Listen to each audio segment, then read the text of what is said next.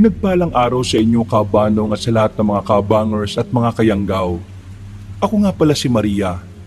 Gusto ko lang ibahagi ang aking natatanging karanasan. Hindi ko nababanggitin ang lugar kung taga saan ako para na rin sa proteksyon ko at ng aking pinanggalingan. Lumaki ako sa hindi normal na pamilya. Para malaman nyo, ikukwento ko ang aking natatanging karanasan. May tanong lang ako. Magiging mabait ba kayo sa isang nilalang lalo na kapag nalaman mong isa siyang aswang? Ano ang gagawin mo kapag naatangan ka ng isang delikadong misyon? Halina kayo at makinig sa aking kwento. Makinig kayong lahat! Si Maria ang aking napiling atasan na magmatsyag sa labas ng ating baryo. Alam ko na kakayanin ito na Maria. Tay, baka kailangan ni Maria ng kasama. Pwede ho ako. Huwag na. Baka mas mabuking pa ako kapag ikaw ang kasama ko. Tama si Lucas, Maria. Kakailanganin mo na kasama.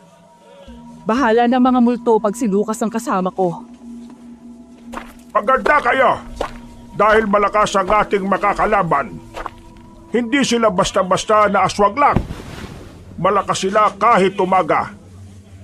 Palagi niyong tatandaan, lalo na sa ating mga kabataang madudugis, na ang batas sa ating tungkulin ay wala dapat tayong awa sa mga aswang. Mapabata man o matanda. Nakakaintindihan ba tayo? Opo, Jose! Taong 1978, Mindanao. Sa isang bahagi ng Mindanao kung saan ang pinakadulong isla ay masyado pang liblib, ay may mga nananahan na pinaniniwalaan nilang mga taong kumakain ng kapwa-tao. Sila ay mga aswang. May bahagi din sa Mindanao na may mga nilalang na sila ang tumutugi sa mga anak ng dilim. Marahil ay isa na lamang katang-isip ang ganitong kwento para sa mga makabagong henerasyon.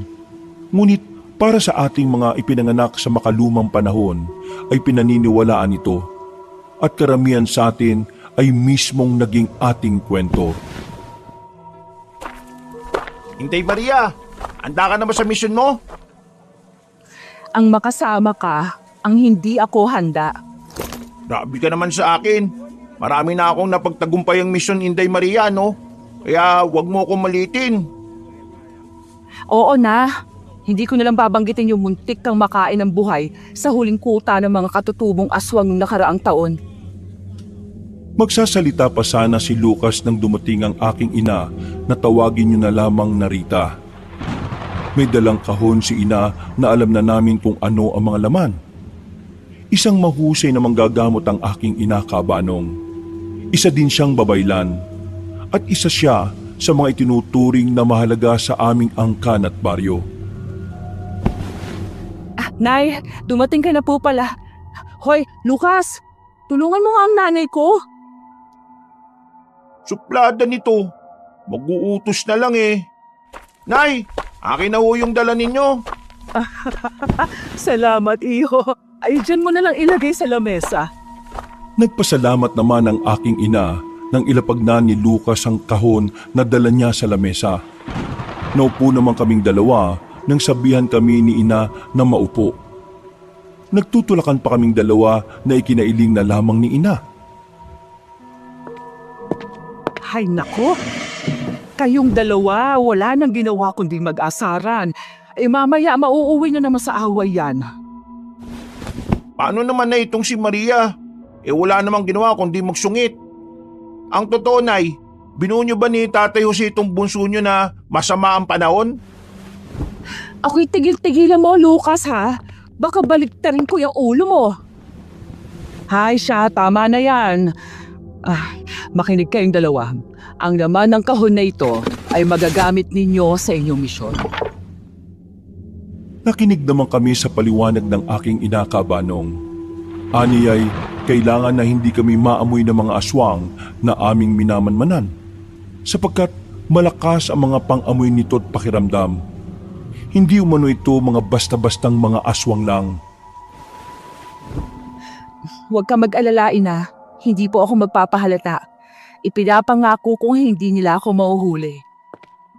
Nay, maaari mo ba kaming bigyan ng impormasyon tungkol sa mga aswang na to? At anong klaseng aswang ang aming mamanmanan? Mga gabunan. Ha? Mga gabunan? Nagkatinginan pa kami ni Lucas sa isa't isa nang magsabay kaming magsalita. Hindi na bago sa pandinig ko ang tungkol sa lahi ng aswang na gabunan, pero nagulat pa rin ako dahil hindi ko akalain na magkakaroon ako ng tsansa na makalaban at makadaupang palad ang kagaya nila. Ayon sa aking ina, ang mga gabunan ng pinakamakapangyarihan at nakakatakot na lahi ng mga aswang.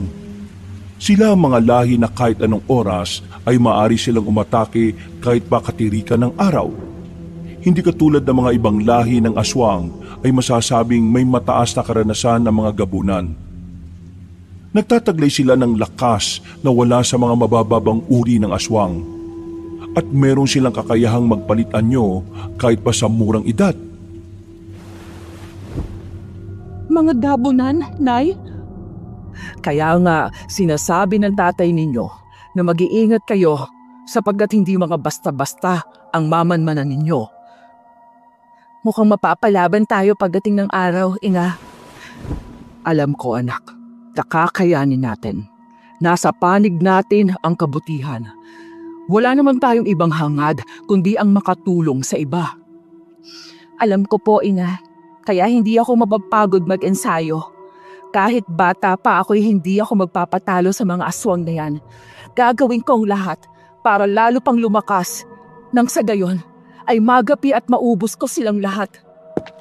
Paano pala kapag may gwapong aswang? Hindi ka na magkakagusto?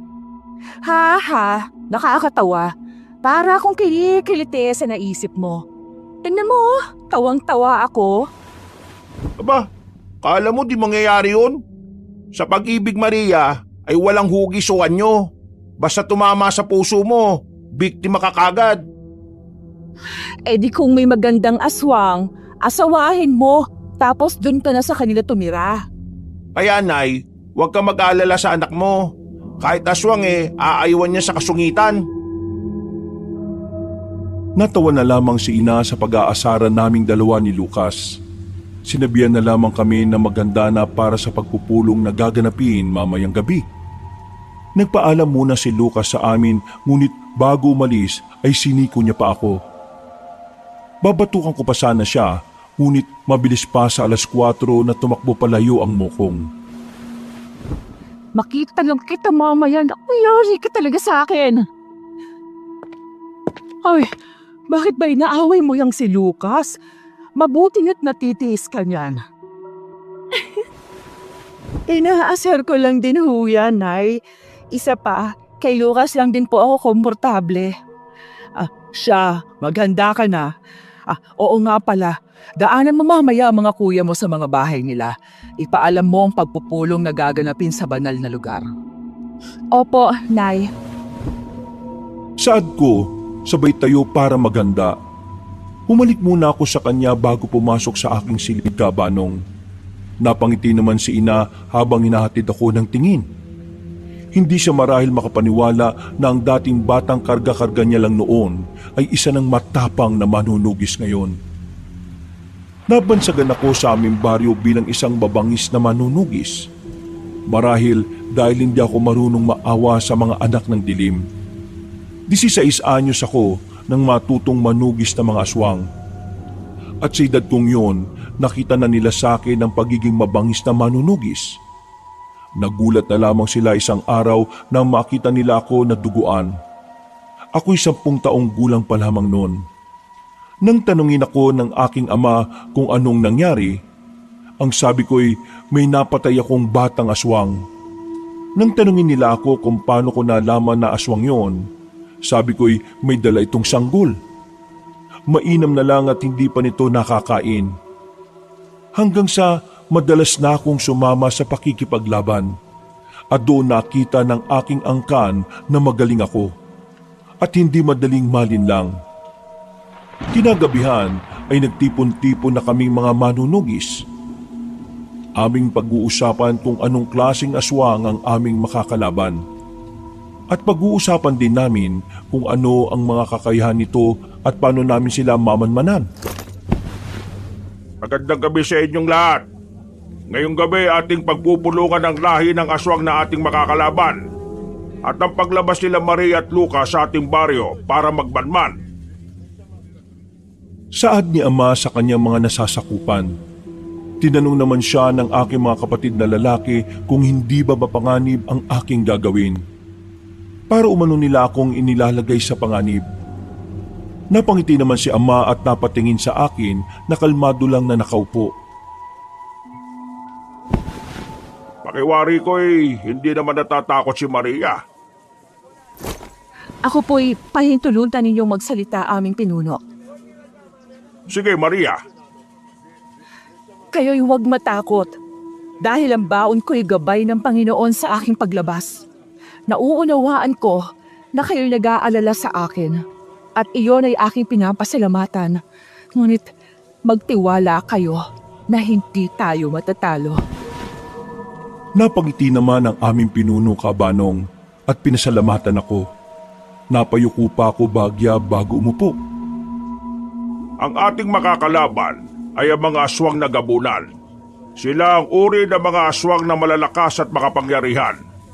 Kaya wag natin silang maliitin. Hindi sila katulad ng mga pangkaraniwang aswang na maiingay. Ang mga gabunan ay tahimik na umaatake at nakakapambiktima sila kahit katirikan ng araw. Pinuno, paano natin sila makikilala kapag sila'y nagpalitan nyo? Magandang tanong, Maria. Sila ay napakaitim. Mahaba ang kanilang mga pangil. Ang kanilang mga mata ay mistulang dugo. At sila ay ang pinakamapanganib at pinaka-eksperyensadong lahi ng mga aswang. Ipinaliwanag din ni Ama na ang mga gabunan ay kayang magpalit anyo. Sila ay kumakain ng laman loob at umiinom ng dugo. Sila'y nag-aanyong tao sa umaga at nagpapalit anyo bilang mga nakakatakot na nilalang sa gabi para mambiktima ng kanilang kakainin. Mag-iingat kayo dahil wala silang sinyalis sa pagsugod o ni babala. Itinuturing ang mga aswang na ito bilang mga dugong bughaw sa lahi ng mga aswang. Sila ang nakatataas sa lahat ng lahi sapagkat kaya nilang palakasin at malakas na sila kahit sila ay nasa murang edad pa lamang. Kailangan nating talasan ang ating isip at talasan ang ating pakiramdaman. Alam kong ating kakayanin ang lahat ng ito. Magtiwala lang tayo. Bukas ng umaga ang alis nila Maria at Lucas. Isang sayawan at pagpapagal ang ginanap para sa aming tradisyon, Kabanong. Ito ay pasasalamat sa mga Diyos at Diyosa na gagabay umano sa akin at kay Lucas para sa aming unang misyon. Ito rin ang kanilang paraan para marinig ng mga abyan ang kanilang mga panalangin. Kinabukasan ay handa na ako. Habang si Lucas naman ay panay ang habilin sa kanyang pamilya na mag-iingat ang mga ito. Nangunot na lamang ang noo ko sa inasal ng aking kababata. Para kasing hindi na ito babalik kung makapaghabilin. Mukhang kinakabahan ka, Lucas. Maaari kang maiwan kung gusto mo. Ito naman masyadong mainipin. Tara na nga! Saad ni Lucas at nagpatiuna na itong umalis. Napapailing na lamang ako habang inatid ng tingin ng aking kababata. Bahagya akong napalingon sa mga kababayan namin at yumuko. Sinabihan pa ako ng aking mga nakatatandang kapatid na mag-iingat. Napatango lang ako sa kanila at kumaway sa kasumunod kay Lucas. Nakarating kami sa isang bayan na napakatahimik, Kabanong. Nagkunwari kami mga naghahanap ng maupahan at kami ay naghahanap ng trabaho nang may magtanong sa amin kung bago pa umano kami sa baryong yon. Sinabihan naman ng kausap namin na tamang-tama dahil nangangailangan siya ng tao sa kanyang tindahan. Tinanong pa kami kung magkaano-ano kami at si Lucas na ang sumagot. Magkapatid ho kami, kambal po. Napatingin naman sa amin ang nagtatanong at nagpapalipat-lipat ng tingin nito sa aming dalawa. Sa hinuha ko'y baka siya ay nagtataka na dahil kami ay hindi magkamuka. Nagkatinginan na lamang kaming dalawa at sabay na napatingin sa nagtatanong. Huwag ho kayo magtaka. Hindi po kami magkamukha na kambal. Ay, opo. Ako, nagmana sa magulang namin. Siya po sa kapitbahay. Natawa naman ang aming kausap at maya-maya'y nagpakilala ito sa amin na siya si Aling Marcy. Sinabi niya sa amin na kapag tapos na umano ang trabaho ay huwag na kaming lalabas. At bago mag alas 6 ng gabi ay dapat nakasarado na ang tindahan at nakauwi na kami. Nagkatinginan naman kami ni Lucas. Tila nahulaan naman ng aming kausap ang aming reaksyon. Aniya, mapanganib na ang lugar na yon. Naglipa na ang patayan. Marami na ang natatagpuang patay na halos wala ng laman loob. Kaya pinaalalahanan niya muli kami na mag-iingat at huwag basta-basta magtitiwala. Tinanong pa ni Lucas kung sino ang pumapatay na sinagot naman ni Aling Marcy na mga aswang umano. Nagkatinginan naman kami ni Lucas Cabanong. Napatingin ulit kami kay Aling Marcy nang muli itong magsalita. Sinabi niya na sana umano ay may dumating na tulong sa kanila para mawala na ang takot nila sa dilim. Ilang taon na rin silang nababalutan ng takot. Hindi na umano nila naranasan ang lumalabas sa gabi. Kailangan natin ng iba yung pag-iingat. Huwag tayo basta-basta magtitiwala. Saad ko kay Lucas nang nasa inuupahang bahay na namin kami. Kahit kay Aling Marcy? Kahit sa ating sarili, tandaan mo, kayang magpalitan nyo ng mga aswang na ating mamanmanan. Kaya kanilang gayahin at maging ako. Napatango naman si Lucas at naintindihan niya ang aking ibig sabihin. Napabuntong hininga siya at nagkunway napatingin sa kabuuan ng silid. Mainam na lamang ay may 2 kwarto ang pinaupahang bahay ni Aling Marcy. Isa pa'y malapit lamang ito sa aming pagtatrabaho ang tindahan. Ayaw kasi sa matanda, mapanganib kapag uuwi pa kami sa malayo. Napatango kami ni Lucas kahit di naman kami nababahala sa sinasabi niyang mapanganib. Huwag mong kalilimutang isuot palagi ang kwintas mong bala. Palatagdaan natin yan kapag may aswang na aaligid sa atin. Naunawaan ko. Pero maaari bang bukas na natin simulan yung pagmamanman? Magpahinga muna tayo. Medyo napagod ako sa lakad na ginawa natin eh. Sige, magpahinga ka na. Ikaw rin, magpahinga ka na. Habang nagpapahinga kami ni Lucas, ay bigla kaming napabangon dahil sa mga alulong na aming narinig. Sabay pa halos kaming lumabas sa aming silid. Sinenyasan ko si Lucas na yumuko at huwag maingay. Sumenyas pa akong sisilipin ko sa bintana. Halos gumagapang akong palapit sa bintana. At may maliit na siwang doon kaya bahagya akong sumilip. Nanlaki ang aking mga mata nang makita ang isang nilalang sa labas. Nakatayo ito na parabang siya ang hari sa loob ng makakapal na hamog. Sinenyasan ko si Lucas na lumapit. Binabalaan ko pa siyang magdahan-dahan. Ayon kasi sa aking ama na pinuno ng aming tribo'y malakas umano ang pakiramdam ng mga aswang at maging ang kanilang pandinig. Nang makalapit si Lucas ay agad siyang sumilip sa maliit na siwang at katulad ko ay nanlaki rin ang kanyang mga mata sa nakita.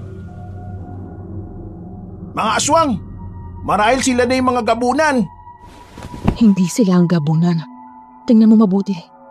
Ang iingay nila. Panay ang bulungan namin nang biglang kumalabog ang dingding ng aming inuupahang bahay. Maagap ko pang tinakpan ang bibig ni Lucas dahil muntika na siyang mapasigaw. Nasa ganun kaming tagpo nang may sumigaw mula sa labas.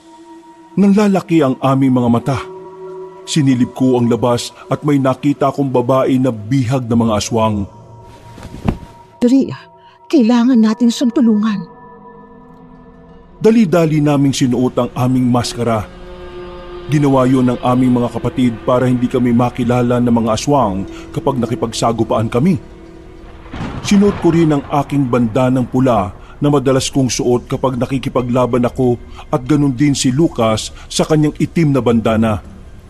Kinuha ko ang aking 2 baston na pang-arnis na si ama pa ang gumawa para sa akin. Ano? Handa ka na ba makipaglaban? Handa na ako. Ikaw ba? Handa ka na ba? Kahapon pa. Tara na. Saad ko sabay labas sa likod bahay nila. Nagtanguan kaming 2 ni Lucas at dahan-dahang sumilip. Panahiyaw ng babae at alulong na mga aswang sa labas. Sumenyas ako sa kabila, dumaan si Lucas na agad naman itong ikinatango. Hoy! Mga pangit! Bitawan ninyo ang babaeng yan! Kung ayaw sa inyo, wag na ninyong ipilit! Napalingon ng mga aswang. At tama nga kung hindi ito mga gabunan. Sa wari ko'y mga aswang na payong ang mga yon kung tawagin. Nang makita ko ng mga aswang ay napasigaw sila. Nabitawan nila ang babae at tumarap sa akin. Nakita ko naman na mabilis pa sa 4:00 nakuha ni Lucas ang babae at sinabi niyang magtago muna ang babae sa likod ng bahay na aming inuupahan. Ngunit hindi niya pinaalam na dun kami nakatira o kami ang nakatira sa bahay na yon. Umalulog pa ang mga aswang at tila ba handa na mga ito na ako ay sugurin.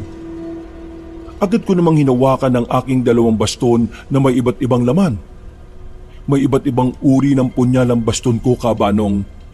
Inikot-ikot ko pa ito sa aking kamay habang hinahanda rin ang aking sarili. Sumugod sa akin ang mga aswang. Ngunit matapang ko itong pinaghahampas. Maririnig mo pa ang pagtunog ng kahoy sa likod ng aswang na matatamaan. Si Lucas naman ang may hawak sa latigong gawa sa buntot pagi at sanga ng suha na may tinik pa. Wala niyang habas na pinaglalatigo ang sino mang aswang na kanyang makakaharap. Maririnig ang sigaw ng mga aswang kada matatamaan ng mga sandata naming 2. Tumakbo ko ng mabilis. May pagkakataon pang tatalon ako sa ere at sabay ikot sa itaas ng ulo ng aswang. May pagkakataong magkakatitigan pa kami ng aswang at hahampasin ko ito sa ulo dahilan para mapasigaw sa labis na sakit ang anak ng dilim. Agad akong humarap sa aswang pagkababa ng paa ko sa lupa. Inikot ko pa ang aking baston sa magkabilang kamay saka itinukod ang isa sa lupa at ang isa naman ay nakapatong sa aking balikat. Patikim ko pa lang yung hampas sa mga katawan ninyo. Hindi ko pa nilalabas ang buong lakas ko. Itim! Ngayon na! Saad ko kay Lucas na tinawag kong itim. Hindi namin maaaring banggitin ang aming mga pangalan sa gitna ng laban kaya may tawagan kami. Ang tawag ko kay Lucas ay itim dahil sa itim nitong bandana, habang ako ay pula. Napatango naman si Lucas sabay takbo at pinaglalatigo ang mga aswang. Naghihiyawan naman ang mga ito kapag natatamaan ng hampas ng aking kababata. Maririnig mo pa ang tunog ng latigo sa tuwing inihahampas ni Lucas sa mga aswang. Amtong kutyo ka. Wala ka namang silbi sa mundong ito. Saad ko sabay takbo. Kapag sinasambit ko ang katagang yun na ang ibig sabihin ay mamatay ka na, ay animoy nagbabago ang aking pagkatao. Nagiging mas matapang ako at mas mabangis. Animoy hindi na ako ang nagmamay-ari ng aking katawan kapag binibigkas ko ang katagang yun sa laban. Pinalabas ko ang mahabang punyal na mula pa rin sa aking baston at walang habas na pinagtatataga ko ang mga aswang. At nasisiyahan ako, kabanong, sa tuwing nakikita ko silang nasasaktan. Nang mapatumba ko ang lahat ng aswang ay nakaharap ako sa madilim na bahagi. Habang ang mga aswang sa likod ko'y isa-isang nagtutumbahan. Napangisi ako nang makita ang isang bata na sa wari ko'y mga nasa 7 taong gulang. Hinahanap nito ang kanyang ina't umiiyak. Adi Aquilangeles, hindi ka na dapat nabubuhay pa dahil ikaw ang pagmumulan muli ng iyong lahi. Ang sabi ko sa isa pang salita na ang ibig sabihin ay mapagpanggap na nilalang. Akto ko na sanang papatay ng bata nang pigilan ako ni Lucas. Wala. Bata lang yan. Baka hindi naman yan aswang. Ngunit hindi ko siya pinakinggan at walang habas kung pinatay ang bata. Masyado kang maawain. Tandaan mo na isa kang manunugis. Hindi ka dapat marunong maawa. Alam mo dapat ang pagkakaiba ng tao sa aswang. Ang batas ng ating tungkulin ay sa gitna ng labanan. Dapat wala kang awang manunugis. Napatingin ako sa kanya at ikinapitlag naman ni Lucas. Nag-aalab ang mga mata kong nakatingin sa kanya. Kahit madalas kaming magkasama sa labanan, nagugulat pa rin siya sa mga titig ko kapag may laban kaming ginagawa. Kung malambot ang puso mo sa gitna ng labanan, yan ang magpapahamak sa'yo. Ilang laban na ang napuntahan mo, malambot ka pa rin. Bata, sanggol, matanda o kahit ano pa yan, dapat silang mamatay. Hindi sila tao. Sila ay mga anak ng dilim na kaya kang patayin. Kaya bago ka nila maunahan, unahan mo na sila. Kuha mo ba, itim? Kuha ko pula. Tinipon namin ang mga aswang at isa-isang sinilaban. Umaalingasaw ang amoy nito sa buong baryo. Pinawi namin ang babae, ngunit nagtanong pa ito kung sino kami. Nasinugot ko na lang na Hindi na mahalaga kung sino kami. Ang mahalaga, ligtas ka. Umuwi ka na sa inyo. napatungo naman ang babae at nagpasalamat. Dali-dali itong nagtatatakbo pa uwi. Lihim akong napangiti habang tinatanaw ang papalayong babae. Ikaw ang maghahatid sa amin sa kanila. Nangunot naman ang noon ni Lucas sa sinabi ko. Hindi ko na lamang siya pinansin. Tumalikod ako't ipinatong ang aking palad sa balikat nito. Tara na, bago pa tayo abutan ng mga taga-baryo. Saad ko saka tumakbo papasok sa gubat. Napapabuntong hininga naman sumunod si Lucas sa akin. Kinabukasan ay maagang nagkagulo ang mga taga-baryo. Palabas na kami ni Lucas para magbukas ng tindahan na nasa unahan lang ng aming inuupahang bahay. Nakita naming pinagkakaguluhan ng mga taong aswang na aming sinunog noong gabi na naganap ang laban. Halos hindi makapaniwala ang mga tao sa kanilang nakita. Sa gitna ng umpukan ay may isang nakatitig sa amin. Napakunot ang noo ko't hinila si Lucas papalapit sa lugar ng mga nag-uumpukan. Naku, Kambal, sino kaya mga patay na yan? Kinurot ko pa ng palihim si Lucas dahil hindi nito makuha ang sinasabi ko. Hindi ko alam kung napakahina ba ng pakiramdam ni Lucas o palaging wala sa sarili. Nilingon ko si Lucas na naniningkit ang mga mata. Nang makita ni Lucas ang reaksyon ko'y doon pa lamang nito nakuha ang ibig kong ipahiwatig. Natutulala ka na naman, Kambal. Pasensya na, Kambal ha. Nakaramdam lang ako ng takot eh. Mukhang hindi ligtas ang lugar na ito eh. Napatingin kami sa lalaking nagsalita. Sinabi nito sa amin na hindi talaga ligtas ang lugar na to, lalo na paggabi. Matangkad ang lalaki, Kabanong. May magandang mga mata, ilong at kulay ng balat. Hindi maputi at hindi rin maitim. Matikas ang pangangatawan na batak sa ehersisyo at trabaho. Ito ang mga katawang kadalasang pinapangarap ng mga kababaihan. Ngunit hindi ako kasama ron, Kabanong. Ako si Roldan. Bago lang ba kayo rito? Teka. Hindi natapos ni Lucas ang kanyang sasabihin nang hilahin ko siya. Magbubukas pa tayo ng tindahan. Magagalit sa atin ang amo natin. Ito pa naman ang unang araw natin sa trabaho. Ay, oo nga pala. Umalis kaming dalawa nang hindi lumilingon. at alam namin na hinahatid lang kami ng tingin ng nakangiting si Roldan. Alam mo ang sungit mo. Saad ni Lucas sa akin habang naglilinis kami sa tindahan ni Aling Marcy. Seryoso naman akong napatingin sa kanya. Alam mo, ikaw? Pakiwari ko hindi ka magtatagal sa mundo. Madali ka mamamatay. Uy, sobra ka naman. Totoo naman. Alam mo kung bakit? Dahil mahina ang radar ng pakiramdam mo.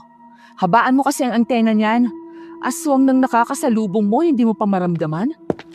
Bakit? Aswang ba yung kausap natin kanina? Napapailing naman ako, Kabanong, at di na pinansin si Lucas. Ngunit napakakulit ng kaibigan ko at panay tanong kung aswang nga ba ang nakausap naming lalaki sa labas. Aswang nga ba yun? Ba't hindi mo kaya tanungin dun? Eh di nasuntok ako. To talaga oh. Buong araw kaming naging abala ni Lucas at halos di kami nakapagpahinga sa dami ng mga bumibili sa tindahan. Tuwang-tuwa naman si Aling Marcy dahil malaki ang kinita niya nung araw na yun. Aniya, ito umano ang unang beses na kumita ang kanyang tindahan ng ganung kalaking halaga. Aniya pa, maaari kaming dalawa ang swerte sa tindahan niya. Nagdagdag pa ito nang sinabi na tunay ngang swerte ang kambal na lalaki at babae. Dahil madalang lang ang ganong klase ng kambal. Oras na ng aming pahinga, Kabanong. Nasa labas kami ng tindahan para magmerienda. Panay pa ang asaran naming dalawa. Minsan, nagtatampalan kami kapag may napikon. Bata pa lang kami ay aso't pusa na talaga ang turingan namin, ngunit ganun pa man, hindi pa naman kami humahantong sa totoong away. Sa aming baryo, si Lucas lang ang may lakas ng loob na makipag-asaran sa akin. Ilag kasi sa akin ang ibang mga kabataan dahil bukod sa personalidad kong matapang, anak din ako ng pinakapinuno ng aming tribo. Huwag mo akong ginaganyan, Maria. Tanda mong ako lang ang kaibigan mo. Wala akong pakialam. Aawayin pa rin kita para lubayan mo na ako. Malabo pa yan sabog, no? Magtatampuan tayo pero di tayo maghiwalay. Tuleg, masamang biro yan. Natatawa naman si Lucas at muli akong sinuntok sa balikat, ngunit mahina lang.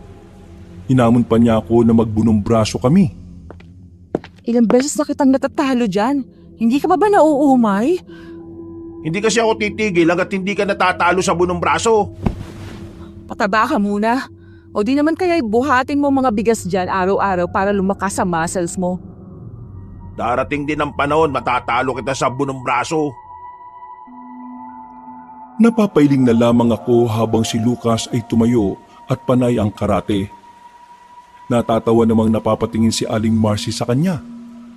Nasabi pa ng matanda na baswerte ang aming mga magulang dahil malapit kami sa isa't isa. Habang nasa ganun kaming tagpo ni Lucas ay may babaeng bumili sa tindahan. Sabay pa kaming napatingin sa babae. Magsasalita pa sana si Lucas nang pigilan ko siya. Mainam na lang at madaling naunawaan ni Lucas ang nais kong iparating sa kanya. Muling nagkarate si Lucas at panay pa ang kanyang tumbling na ikinailing ko naman. Napatigil lang siya nang lumapit sa amin ang babae. Ito yung babaeng tinulungan namin noong isang gabi. Magandang araw.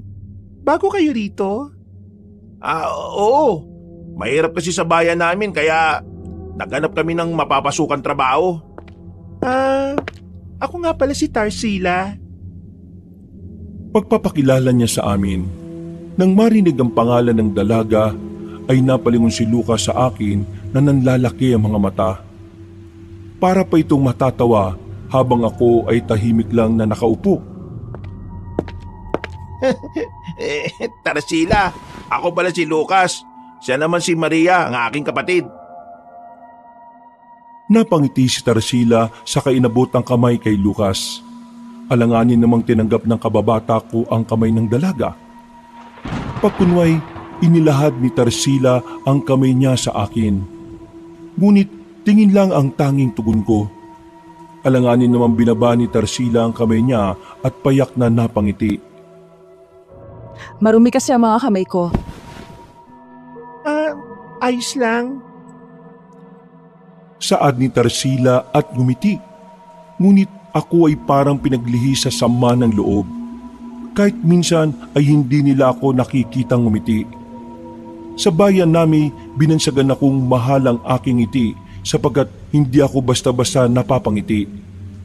Simula nung araw na nakapatay ako ng batang aswang, ay hindi na ako ngumiting muli. At kahit ang tumawa ay nakalimutan ko ng gawin. Lucas, bumalik na tayo sa trabaho. O sige. Saad ni Lucas na napapakamot pa sa kanyang ulo. Sige Tarsila. Pasensya ka na sa kambal ko ha. Pinagli kasi yan sa samaan ng loob eh. Lucas, Oo na, nariyan na po kamahalan. Saad ni Lucas sabay sunod sa akin. Walang ngiting sinundan kami ni Tarsila ng tingin. Kinagabihan, maaga kaming nagsara ng tindahan ni Lucas. Nag-aayos na kami sapagkat kami ay nagmamanman. Sinutan namin ang aming mga bandana at maskara para hindi kami makilala ng aming minamanmanan. kailangan malaman natin kung saan nalungga ng mga gabunan. Saad ko kay Lucas, kasalukuyan kaming nasa gubat para magmanman. Habang nagmamanman ay may nakita kami na 3 magagandang babae. Mahaba ang mga buhok nito't magaganda ang kanilang mga balat. Mga mandarangkal, sa wari ko'y mambibiktima yan sila. Lugurin na ba natin? Ako muna, dahil kalalakihan ang mga binibiktima ng mga asong nito. Saad ko na ikinatango ni Lucas. Hindi nalingid sa aming pakiramdam ang presensya ng aswang na mandarangkal. Maraming beses na kaming nakikipagsagupa sa uri ng mga aswang na to. Kaya unang tingin pa lang namin sa mga babae ay alam na namin ito'y mga mandarangkal. Ang mga mandarangkal ay mga uri ng aswang na may kawangis na tipaklong o mas kilala sa tawag na praying mantis. Ginagamit nila ang kanilang mga kagandahan para makapanlinlang ng kanilang mga bibiktimahin. At kadalasan sa mga binibiktima ng mga mandarangkal ay mga kalalakihan. At ang kanilang mahabang buhok ang kanilang ginagamit para sakalin ang biktima. Pupuluputan nila ito ng kanilang mahabang buhok hanggang sa mamatay. Pinapatay nila ang biktima nila matapos makipagtalik. Saan ang punto ninyo mga binibini? Masyado niyong mapanganib para sa inyo ang ganitong oras. Maliban na lang kung kayo ang panganib. Nagkatinginan ang mga mandarangkal at akto na sana silang susugod nang ilabas ko ang aking baston na may punyal at pinagpuputol ang kanilang mga buhok. Napasigaw ang mga mandarangkal at bigla silang nagpalit ng anyo sa kanilang mga totoong muka at sinugod ako. Kalmado lang ako na nakikipaglaban kabanong. Baliwala na sa akin ang mga atake ng aswang. Kalmado ko lang na iniilagan ang mga atake ng mga ito. May pagkakataon pang napapatalon ako sa puno at iikot pababa sabay hampas sa aswang. Namamanga naman si Lucas habang nanonood sa akin. Habang tumatagal ay mas nagiging biyasa at magaling ako sa pakikipaglaban. Amdong kudyo ka. Muling saad ko, hindi alam ni Lucas kung ano ang ibig sabihin noon o anong klaseng salita yon. Ang alam niya lang ay kapag binabanggit ko yon ay nag-iiba ang personalidad ko. Maging ako ay medyo nararamdaman ko yon. Nagiging mas mabangis at mas nagiging malakas ako. Tumakbo ang mga mandarangkal. Hinabol naman sila ni Lucas. Ngunit wala sa aswang ang atensyon ni Lucas, kundi nasa akin. Nangunot lang ang noo ko at hinayaan siya. Ngayon na, itim! Sigaw ko sa kanya.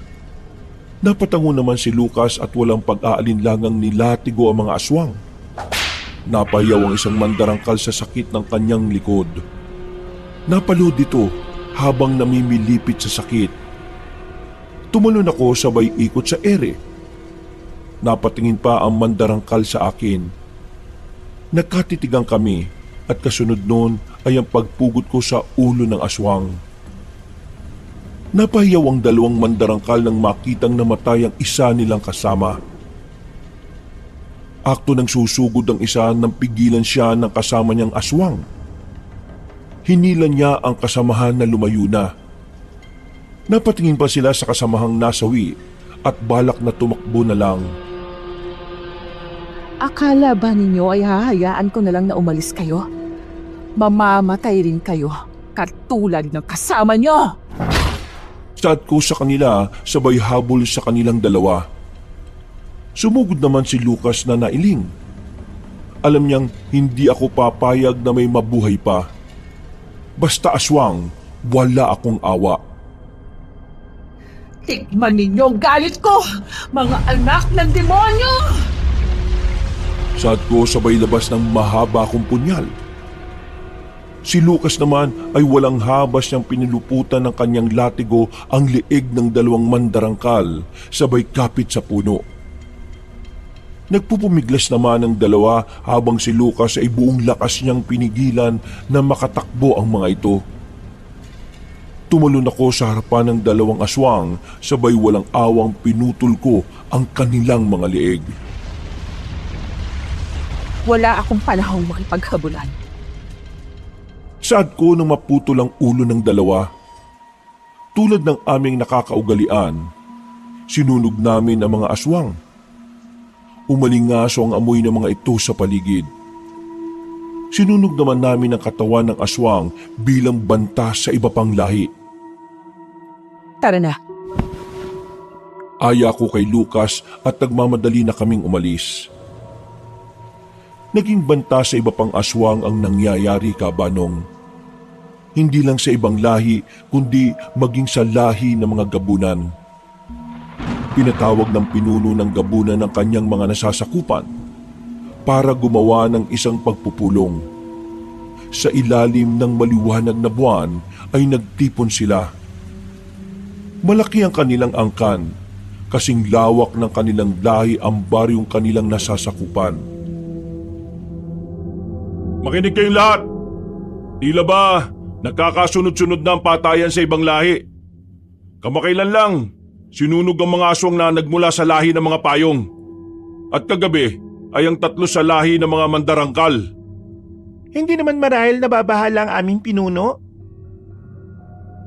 Napatingin si Roldan sa babaeng nagsalita. Medyo napapitlag naman ang babae at napayuko. Sa tingin mo, may dapat ba tayong ikabahala?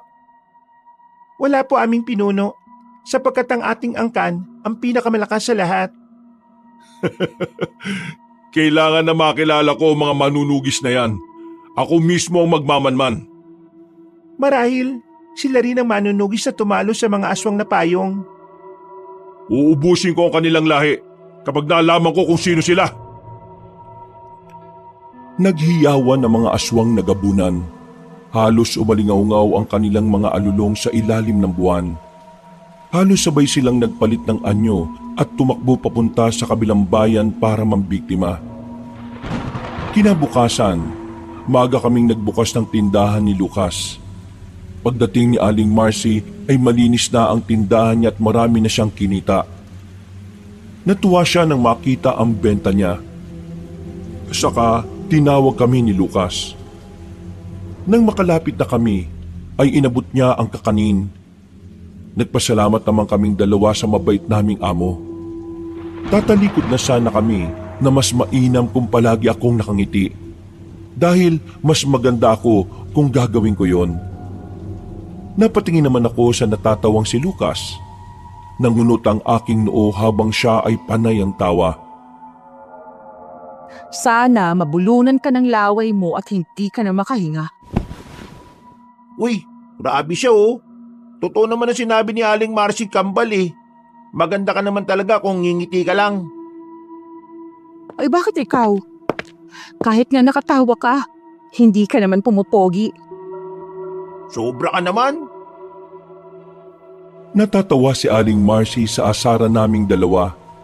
Nasa ganong kaming tagpo nang may bumili. Sabay pa kaming napatingin sa lalaking may maamong muka. Nakangiti ito sa amin. Magandang araw po. Pabili nga po ako ng maiinom. Ako na ho, Aling Marcy. Agad na kinuha ni Lucas ang maiinom na sinabi ng lalaki. Muntik pang mahulog ang bote nang hindi nahawakan na maayos ng lalaki kakatingin sa akin habang nag-aayos ako ng stock. Wala rin kasi akong pakialam sa kanya. Ngunit pinakiramdaman ko ang presensya niya. Tingnan mo kasi muna yung binibili mo. Saan-saan ka kasi nakatingin eh. Pasensya na ah. Hindi ko maiwasang mapatingin sa magandang babae dyan sa loob eh. Nangunot naman ang noo ko sa aking narinig at walang emosyon na napatingin sa lalaki. Napapailing na lang si Lucas habang nakatingin sa akin. Nasa ganoong tagpo kami nang bigla kaming nagkatinginan na dalawa. Nagtanguan ng palihim sapagkat uminit ang aming mga kwintas na bala. Ibig sabihin ay may aswang sa paligid at malapit lang ito. Tila din nagkaunawaan kami at sabay na napatingin sa lalaking bumili. Pagpasensyaan mo na, suplada kasi yan eh. Mukhang hindi naman eh. Mukhang mahiyain lang siya. Ikaw yung lalaki nung isang araw, hindi ba? Oo, masaya akong naalala mo. Ako pala si Roldan. Ako si Maria. Siya naman si Lucas. Ang kakambal ko. Napatingin naman si Roldan kay Lucas. Nagpapalit-palit pa ang tingin niya sa aming dalawa. Napatingin naman si Lucas at ikinumpas ang kamay sa hangin. Huwag ka mag-alala. Marami din ang nagtataka kung bakit hindi kami magkamukha eh. Mana siya sa kapitbahay namin, samantalang ako, mana ako sa mga magulang namin. Ibig sabihin eh, mas maganda ang kapitbahay nyo kaysa sa mga magulang nyo? Pigil ang tawa kong nakatingin kay Lucas, Kabanong. Sumimangot lang ako nang mapatingin sa akin ng aking kababata at si Roldan. Siya ang nagsabi, hindi ako. Magaling ka ba sa abon ng braso? Mukhang gusto kong mambali ng braso eh. Baka braso mo mabali. Tingnan mo nga yung braso mo sa braso niya. Napakamot naman si Lucas ng kanyang batok nang matawa sila ang Aling Marcy at Roldan. Sa di kalayuan, may isang babaeng galit at nanlilisik ang mga matang nakamasid sa amin. Naramdaman ko yun at palihim ko siyang tiningnan. Masayang nakipagpambunong braso si Lucas kay Roldan. Kailangan naming gawin to para hindi kami paghinalaan ng aming pinaghihinalaan din. Napapailing na lamang ako na pinagmamasdan si Lucas, Kabanong. Sa pagpapanggap na magaling si Lucas, madali niyang naitago ang kanyang aura para di makita ng aswang. At siya din ang nagkukubli sa aura ko. Kaya hindi kami mapaghiwalay. Magpatalo ka na nga sa akin, nang bumilib naman yung kambal ko. Paano naman ako makakapagpasikat sa kambal mo kung magpapatalo ako? Akong bahala sa'yo. Di lang kita ilalakad. Itatakbo pa kita sa kanya. Natawa naman si Roldan at pumayag sa gusto ni Lucas. Ilang minuto lang silang nagkatigasan ng lakas at ibinabana ni Roldan ang kanyang braso. Napasigaw naman si Lucas at napatingin sa akin dahilan para simangutan ko siya. Sus, pinagbigyan ka lang ng kalaban mo. Sad ko sa kanya sabay pasok sa tindahan para muling magtrabaho. Nagpaalam na rin sa amin si Roldan. Kumuway pa si Lucas sa kanya. Nangunot pa ang noo ko sa ginawa ni Lucas. Hinatid lang namin ng tingin ng binata at sabay na napahawak sa aming kwintas. Kinahapunan ay maaga kaming nagsarado katulad ng madalas na bilin ni Aling Marcy. Habang pauwi kami ay nakatayo na sa di kalayuan ang babaeng nakatingin sa amin kanina. Walang iba kundi si Tarsila. Bago kami makapasok sa pinto ng aming inuupahang bahay, ay tinawag kami ni Tarsila. Sabay pa kaming napahinto ni Lucas at sabay rin na napatingin sa nakangiting babae. May tatanong ako. Umuwi ka na. Masyado mapanganib ang gabi. Balita ako may mga aswang yung nagkalat dito. Hindi ka ba natatakot? Pagputol ko sa kanyang sasabihin, napatingin pa siya sa paligid. Magsasalita pa siya nang pagsarhan ko siya ng pinto. Masama namang napatingin si Tarsila sa nakasaradong pinto na di niya nalalamang pinagmamasdan ko siya mula sa loob. Huwag kang magtatangkang agawin siya sa akin, mortal. Ang aking mahal na si Roldan. Makakamatayan. Hindi niya natapos ang kanyang sanang sasabihin nang muli kong buksan ang pinto. Walang emosyon ang mukha ko nang iluwal ng pintuan. Habang nakatingin sa kanya, napapitlag siya at napatras bahagya. Nariyan ka pa rin? Anong oras na? Hindi ka ba natatakot sa aswang? O baka isa ka ring aswang? Ha? Paano mo naman nasabi yan? Naisip ko lang kasi ang tapang mo na hanggang ngayon, nasa labas ka pa rin. Saad ko na napatingin pa sa dumidilim na langit. Magtatakip silim na kasi. Oras na ng labasan ng mga nilalang sa dilim. Napatingin si Tarsila sa langit. Nanlaki ang kanyang mga mata dahil nag-aagaw na ang liwanag at dilim. Dali-dali siyang tumakbo. Ni hindi na niya nagawang magpaalam sa akin, Kabanong. Nakangisi lang ako habang pinagmamasdan siyang papalayo. Umaripas ba ng takbo? Minaman-manan na nila tayo. Samantalang sila, nahuli na natin. Ang gagawin na lamang natin ay pag-aralan kung ano ang kanilang kalakasan at kahinaan. Samantala, pagsapit ng gabi, ay kasabay nitong umakyat ang liwanag ng buwan para tanglawan ng kalawakan. Mabilis ang aming takbo. Mainam at sanay na kami sa kagubatang estranghero para sa amin. Napahinto ko sa isang puno at tahimik na nagmamanman. May naaamoy ako mula sa ngamoy. Nasa paligid lang. Mag-iingat ka. Mukhang malakas sa mga aswang nito. Nagpatiuna ko ng takbo at sumunod naman si Lucas sa akin. Walang tunog ang aming mga paa. Habang tumatakbo para sundan ang amoy ng aking naaamoy. Napahinto kami nang may makita kami mga nag-uumpukan. Agad kong sinenyasan si Lucas na huminto. Mga bangkilan. Hindi pa pala naubos ang lahi ng mga ito.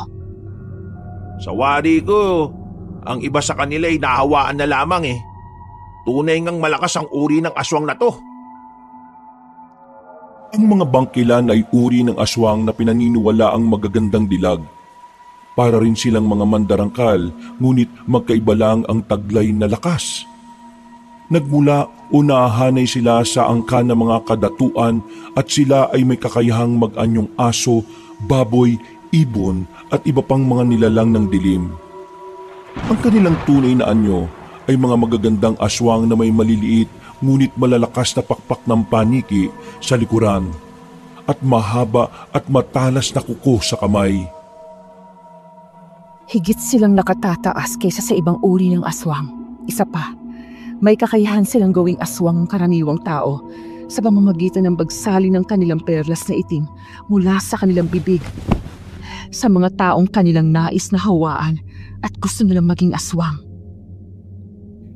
Ilang taon ko ring pinag-aralan ng bawat lahi ng aswang, Kabanong, at isa ang bangkilan sa aming pinag-aralan. Kaya lumika ang mga bangkilan ng karaniwang aswang. O di kaya'y abwak o awok o di naman kaya'y tiktik. Hindi may pagkakailang maganda sila. Pwede ka namang humalik sa kanila, pero pili ka lang kung anong gusto mong maging ikaw, ha?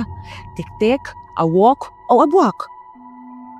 Pambira ka naman talaga Tingnan mo, may paparating. Nagkatinginan kami ng mapagsino ang mga dumating, Kabanong.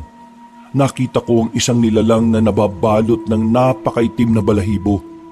Mahaba ang pangil at talagang nakakasindak na tingnan. Ito ang uri ng nilalang na di ka talaga bubuhayin. Nagpalit anyo ang nilalang at gulat kaming nakatinginan ni Lucas nang makitang si Roldan ito. Hindi mo talaga masasabi na ang lahat ng may magandang mukha ay maganda no? Tingnan mo yan. Sinenyasan ko si Lucas na huwag maingay. Tinuturo ko ang mga aswang sabay turo sa aking tenga. Ibig sabihin, huwag maingay si Lucas dahil ang mga nilalang na nasa harapan namin ay may malakas na pandinig. Ikaw ba ang pinuno ng mga bangkilan? Ako si Roldan, o mas kilala sa tawag na Ahmad, ang pinuno ng mga gabunan. Nakipagkita ako sapagkat may nais akong imungkahi. Tayo ay magtulungan na talunin ang hindi pa nakikilala mga manunugis. Mahinghing napatawa ang pinuno ng mga bangkilan na nagpakilalang Asyela. Sinabi nito na hindi niya lubos maisip na nakikiusap ang isang gabunan sa mga bangkilan. Walang pinag-iba sa lakas at kapangyarihan ng dalawang lahi. Ang pagkakaiba lang nila ay kayang mang-atake ng isang gabunan kahit may araw. Mga katangian na hindi kayang gawin ng ibang angkan o lahi ng mga aswang. Dahil iisa ang ating kalaban, tulad ng aking pangako, mag-aalay ako sa inyo ng isang katawan. Meron na akong babaeng iaalay sa inyo. Siya'y paiibigin ko muna at kukunin ang kanyang tiwala. At kapag nahulog na siya sa akin ng lubos, ay iaalay ko na siya sa inyo. Nagkatinginan ng mga bangkilan, Kabanong. Tinanong nila si Roldan kung sino ang babaeng iaalay nila. Nangunot pa ang noo ko sa narinig ko. Siya'y maganda at bago lang sa kabilang bayan. Ang pangalan niya'y Maria. Nagkatinginan kami ni Lucas at lihim akong napangiti. Ngunit hindi ito nakita ni Lucas. Tingnan natin kung sino ang unang mapapaibig sa ating dalawa. Napatingin ako kay Lucas at Chumeñas na bumalik na kami sa aming tinutuluyang bahay. Napatango naman si Lucas at dahan-dahan kaming umatras at nagkubli sa dilim. Kinabukasan ay maaga kaming nagbukas ng tindahan. Pagdating ni Aling Marcy ay may dala itong kakanin. Nagpaalam kami sa kanya na kami ay uuwi muna sa aming bayan. Nais lamang naming dalawin ang aming mga magulang. Tinanong kami ni Aling Marcy kung kailan kami uuwi at sinabi naming sa susunod na linggo. Pinayagan naman kami ni Aling Marcy, Kabanong, at sinabi na sana'y huwag kaming magtatagal. Natigil lang ang aming usapan nang may lalaking bumili. Nagkatinginan kami ni Lucas at napalitan ng makahulugang tingin. Agad na lumapit si Lucas sa lalaki at binigay ang kanyang binili. Magandang araw, Maria. Mas lalo ka yatang gumaganda ngayon Talaga? Baka magkagusto ka sa akin yan. Wala naman sigurong magagalit kung magkagusto ko sa iyo, di ba? Wala naman. Baka sa'yo, may magalit. Natawa naman si Roldan at sinabi sa akin na walang magagalit kung maging kami. Nangunot naman ang noo ko na ikinatawa muli ni Roldan. Kung sakali lang, Maria. Bakit sakali pa? Kung ligawan mo na kaya, di ba Aling Marcy? Natawa si Aling Marcy habang ako ay nakasimangot. Lalo pa akong sumimangot nang sabihin ng aming amo na bagay naman daw umano kaming dalawa. Lumipas ang araw na madalas nang dumadalaw si Roldan. Minsan, nagdadala pa ito ng mga bulaklak. Ngunit tinatapon ko lang ito kapag wala na siya. May pagkakataong inaanyayahan niya ako na mamasyal. Siyempre, kasama si Lucas. Palagi kaming namamasyal sa ilog kung saan merong magandang tanawin. Hanggang sa isang araw ay sinabi ni Roldan na natututunan na niyang mahalin ang malamig kong pagkatao. Minahal niya umano ako sa kabila ng hindi ako marunong ngumiti o tumawa. Ngunit siya umano ay napapangitit napapatawa ko. Hindi raw ako mahirap na mahalin. Pakiramdam niya'y nahuhulog na talaga siya ng tuluyan sa akin. Maria, nais kong malaman mo na mahal kita. Kung tatanungin mo kung kailan nagsimula, ang sagot ko'y hindi ko alam eh. Masasaktan ka lang sa akin. Hindi ako marunong magparamdam ng pagmamahal. Sapat na sa akin, Maria, na makatabi ka't makasama. Buong buhay kitang pagsisilbihan. Mahirap lang ako. Paano kung ayawan ako ng pamilya mo? Kaya ko, Maria, talikuran ng lahat. Dahil mahal na mahal kita. Kahit ang mga kalahi mo? Sige lang, Roldan. Mahalin mo ko. Masyado mo akong minamaliit. Kahit ang pamilya mo? Medyo nagulat naman si Roldan. Hindi siya agad nakaimik. Nakatingin lang siya sa akin na seryoso ang muka.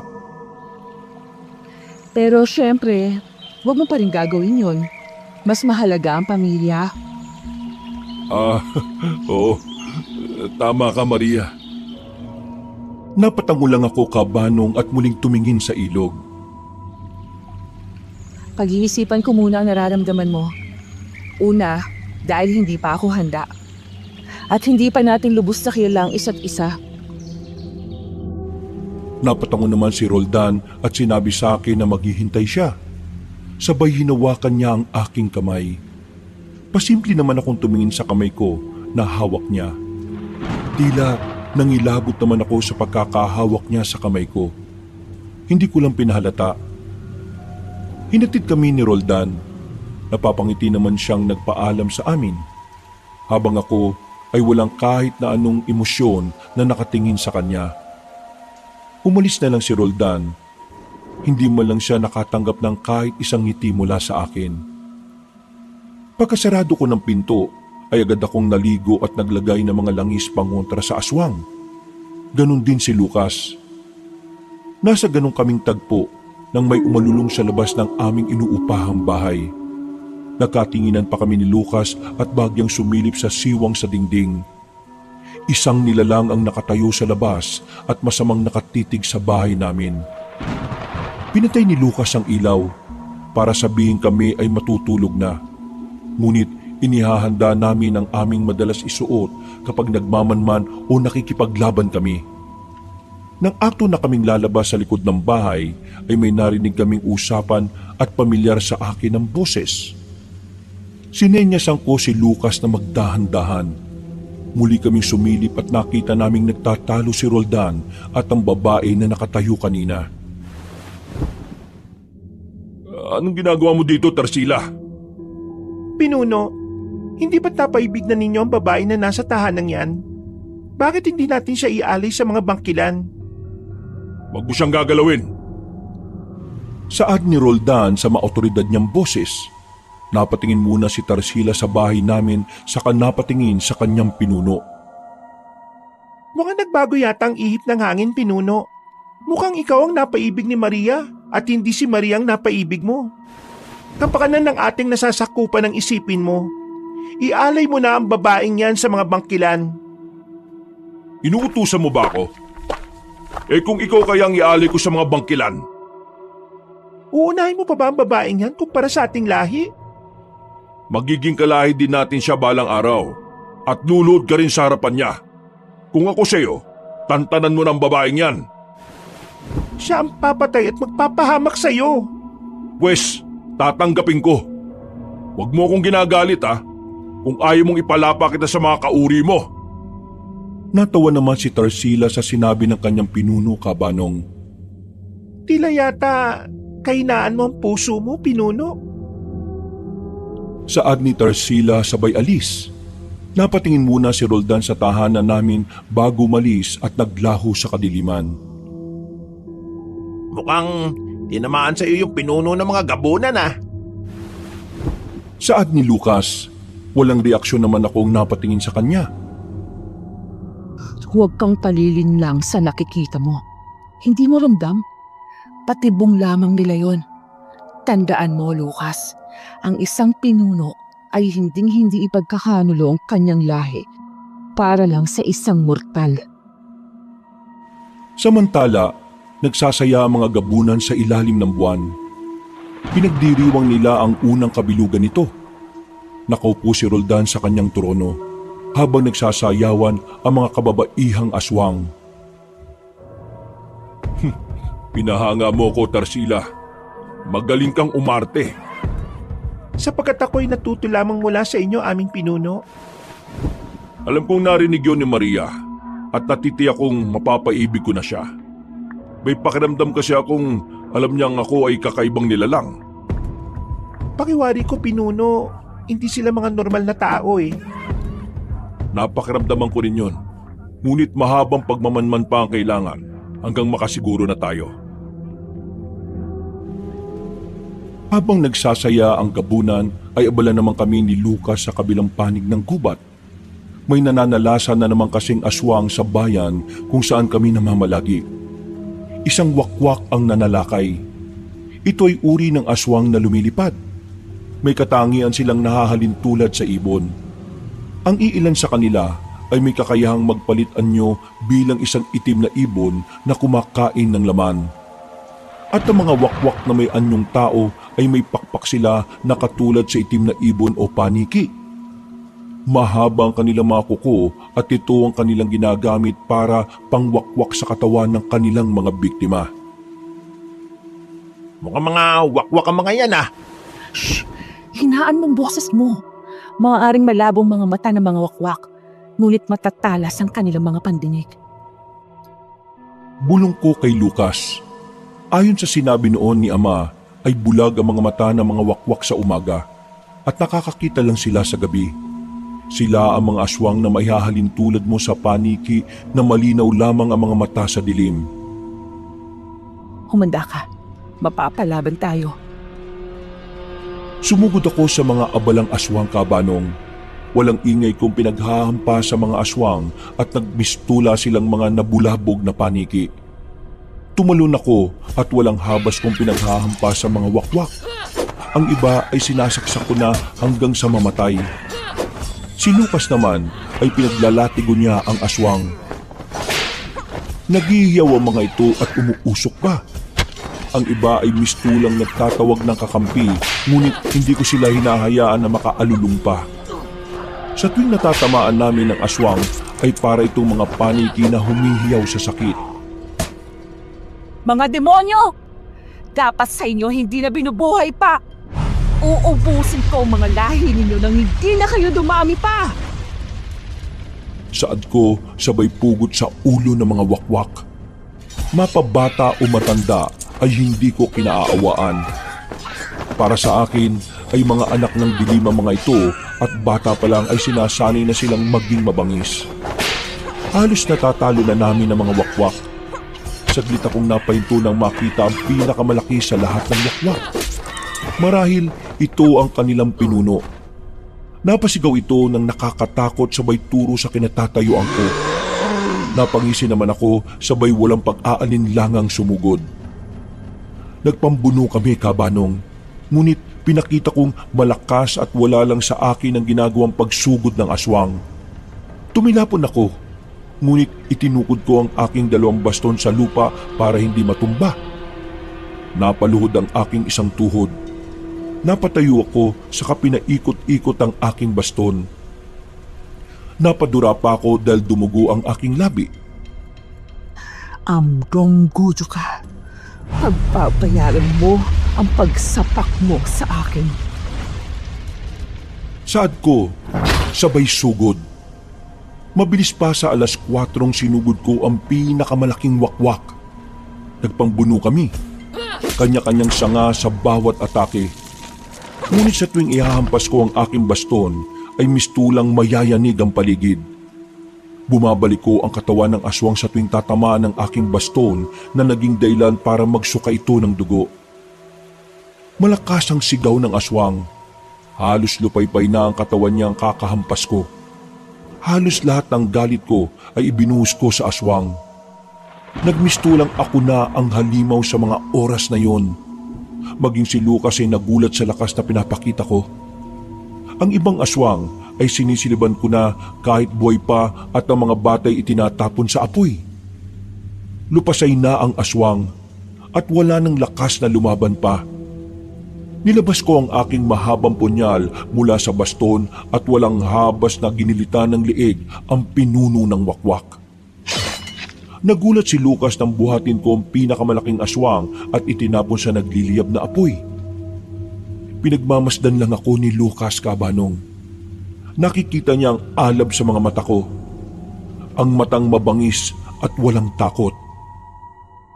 Tara na, Itim. Diretso na tayo sa ating bayan. Saad ko, sabay takbo ng mabilis. Walang imik naman na sumunod sa akin si Lucas.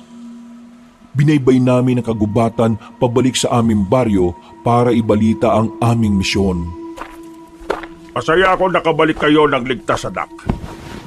Salamat, mahal na pinuno. Ngunit nais kong malaman mo na sa bayang aming pinuntahan ay napakaraming aswang na gumagala. Maging sa mga karatig bayan niya ay napakaraming nananalasang aswang. Ang mga gabunan? Nakipag-isa sila sa mga bangkilan para matalo ang mga manunugis. At balak nilang paibigin si Maria para ialay sa mga bangkilan. Napatingin naman si Ama sa akin, habang ako ay tila walang kahit anong emosyon ang makikita sa aking muka. Hindi ko alam kung anong dapat na maging reaksyon ko sa mga sandaling yun. Anong yung balak? Papasukin natin ang kanilang lungga. Ibibigay ko sa kanila ang kanilang kagustuhan. Mainam na ating pagplanuhang mabuti ang ating gagawin para hindi tayo magkamali. Ama, sa unang kabilugan ng buwan, gaganapin ang kanilang pagtitipon para sa pagkakaisa nila. Yun din ang araw na atin silang lulusubin. Sumang-ayon si Ama sa aking plano, Kabanong, at ang gabi ring yun ay kanyang tinipon ng kanyang mga nasasakupan para sa pagpupulong. Ang lahat ng mga manunugis ay kanyang hinati sa 4. Batay na rin sa mapa na aming ibinigay. At sa 4 na sulok ng gubat ay may mga manunugis siyang itatalaga. Ang mga babaylan ang siyang may iwan para manalangin o magsasagawa ng taphag. Para tayo ay gabayan ng mga Diyos at ng ating mga abyan. Matapos ang pagpupulong ay bumalik kami ni Lucas sa bayan kinabukasan. Habang naglalakad kami ay may nakasalubong kami mga babae. Magaganda ang mga ito at para silang mga Diyos ang nagsibabaan sa lupa. Panay ang tawanan ng mga ito na parabang ang saya-saya nila. Panay pa ang kanilang harutan at tampalan. Mga mandurugo, Bulong ko kay Lucas. Tahimik lang na nakatingin si Lucas sa mga babaeng panay ang tawanan. Ang mga mandurugo ay ang uri ng mga aswang na magagandang dilag kapag umaga. At sa tuwing sasapit ang takip sili mo gabi, ay may kakayahan silang maging ibong mandaragit na may mukha ng magandang dalaga. ayon sa kasabihan, sila umano ay ang mga dating kinari. Anong kinari? Mga kalahating diwata at kalahating tao o mga nilalang na may dugong diwata. Ang mga kinari ay magagandang nilalang na may pakpak sa likuran. At kapag ang mga kinari ay iibig sa tao, sila'y magsisilbi at magmamahal ng tapat sa tao. Ganon? Mukhang kailangan ko ng magmahal ng kinari Natigil ang aming usapan nang magkalapit na kami ng mga mandurugo. Bagya pa kaming nagkatitigan. Matama lang kaming nakatitig sa kanila. Habang ang mga mandurugo ay napangiti at binati kami ng magandang araw. Bagya lang napayuko si Lucas habang ako ay nakatitig lang. Nang makalayo na ang mga mandurugo ay napahinto sila para sundan kami ng tingin. Napayuko lang sila at diretsyong naglakad nang nilingon ko sila at tinitigan na matalim. Ngunit kapag ang pag-ibig ng tao ay hindi dalisay, ang mga kinari ay magiging aswang na kung tawagin ay mandurugo. Marahil ang mga yan ay nagmahal ng tao, ngunit nabigo. Kawawa naman sila. Mas kawawa ka kapag kinain ka nila. Tandaan mo, Galit sa mga lalaki ang mga yan. Saad ko na napapailing. Muli ko pang nilingon ang mga mandurgo ngunit wala na ang mga ito. Nang makarating kami sa bayan ay tuwang-tuwa si Aling Marcy nang makita kami ni Lucas. Sinabi pa na matanda na matumal ang kanyang kita nung umuwi kaming dalawa. Napapatawa naman si Lucas habang ako ay nakatingin lang. Napalingon naman kaming dalawa nang sabihin ni Aling Marcy na tila ang lakas ng pang-amoy ng manliligaw ko. Mukhang alam agad nito na naririto na kami. Nakangiti namang lumapit si Roldan habang nagiinit naman ang dugo ko nang makita siya. Magandang araw, Maria. Kumusta ka? Bakit? Namiss mo ba ako? Napatingin naman sa akin si Lucas nang marinig ang sinabi ko. Nakasimangot at naniningkit naman ang aking mga mata habang nakatingin sa aking kababata. Wala naman ako sinasabi ah. Hindi na lang ako umimika, Banong. Napatingin lang ako muli kay Roldan nang tawagin niya ako. Ngunit nangunot ang aking noo nang magawi ang mata ko kay Tarsila na nakangiti na parang demonyo. Napatingin ako kay Roldan na nakangiti sa akin. Mas lalong napakunot ang noo ko dahil nakikita ko ang demonyo sa ngiti niya. Kasama mo ba yung babae sa likod? Sabay pang napalingon sila Lucas at Roldan sa tinuro ko, Kabanong. Napangiti naman si Roldan at sinabi niyang kababata niya si Tarsila.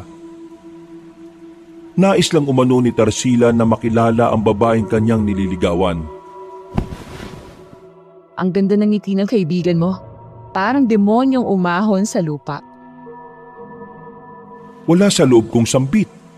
Natawa naman si Lucas habang si Roldan ay nakatingin lang sa amin.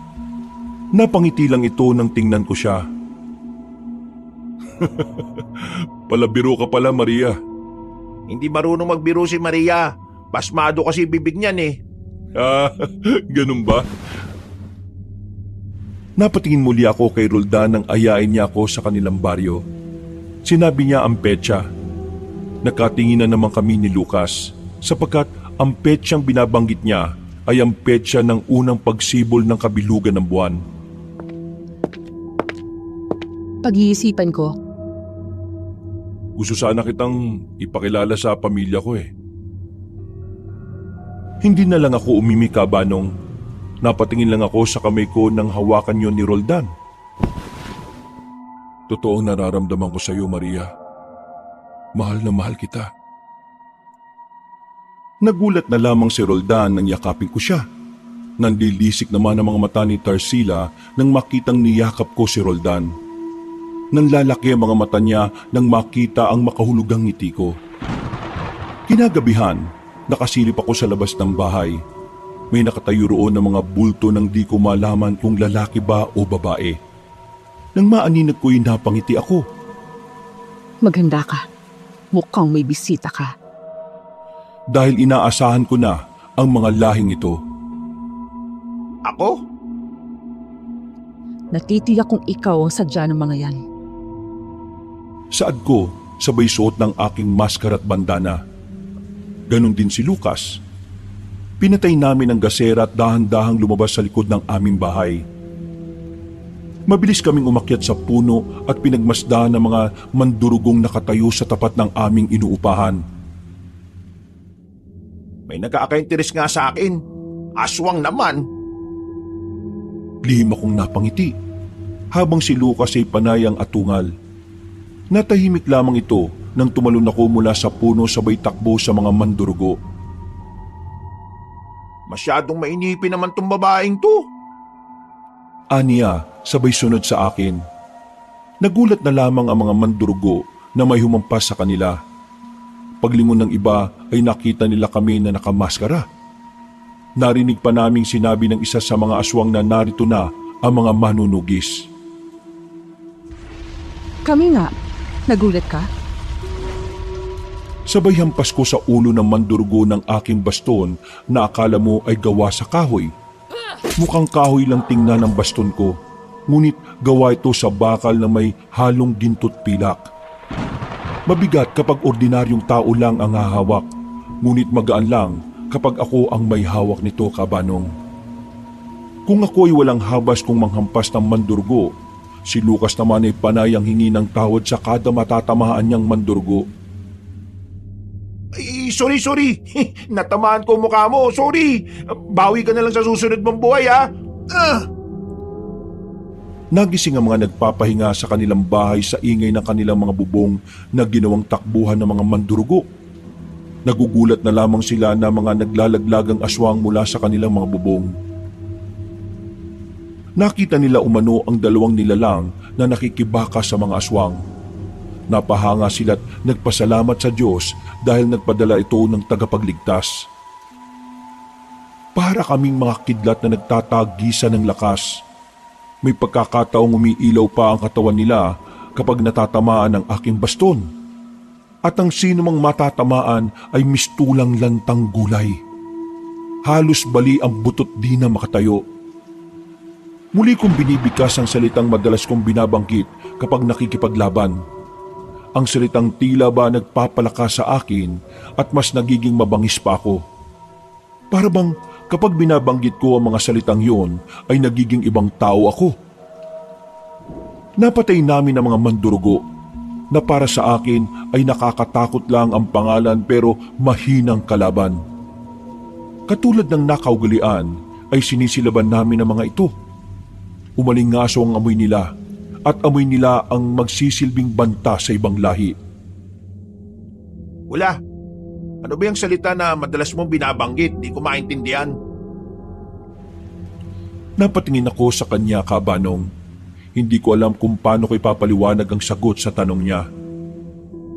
Huwag mo nang alamin. Mamamatay ka kapag sinabi ko sa'yo. Tara na. Balisa si Roldan sa kanyang silid. Hindi niya maunawaan kung bakit ganito ang kanyang nararamdaman. Ang dating pagmamahal na puno ng pagkukunwari ay naging tunay na.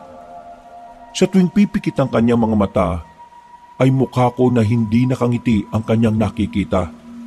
Tila ba naguguluhan na siya kung kanya pa bang ipagpapatuloy ang pag-aalay sa akin sa mga bangkilan.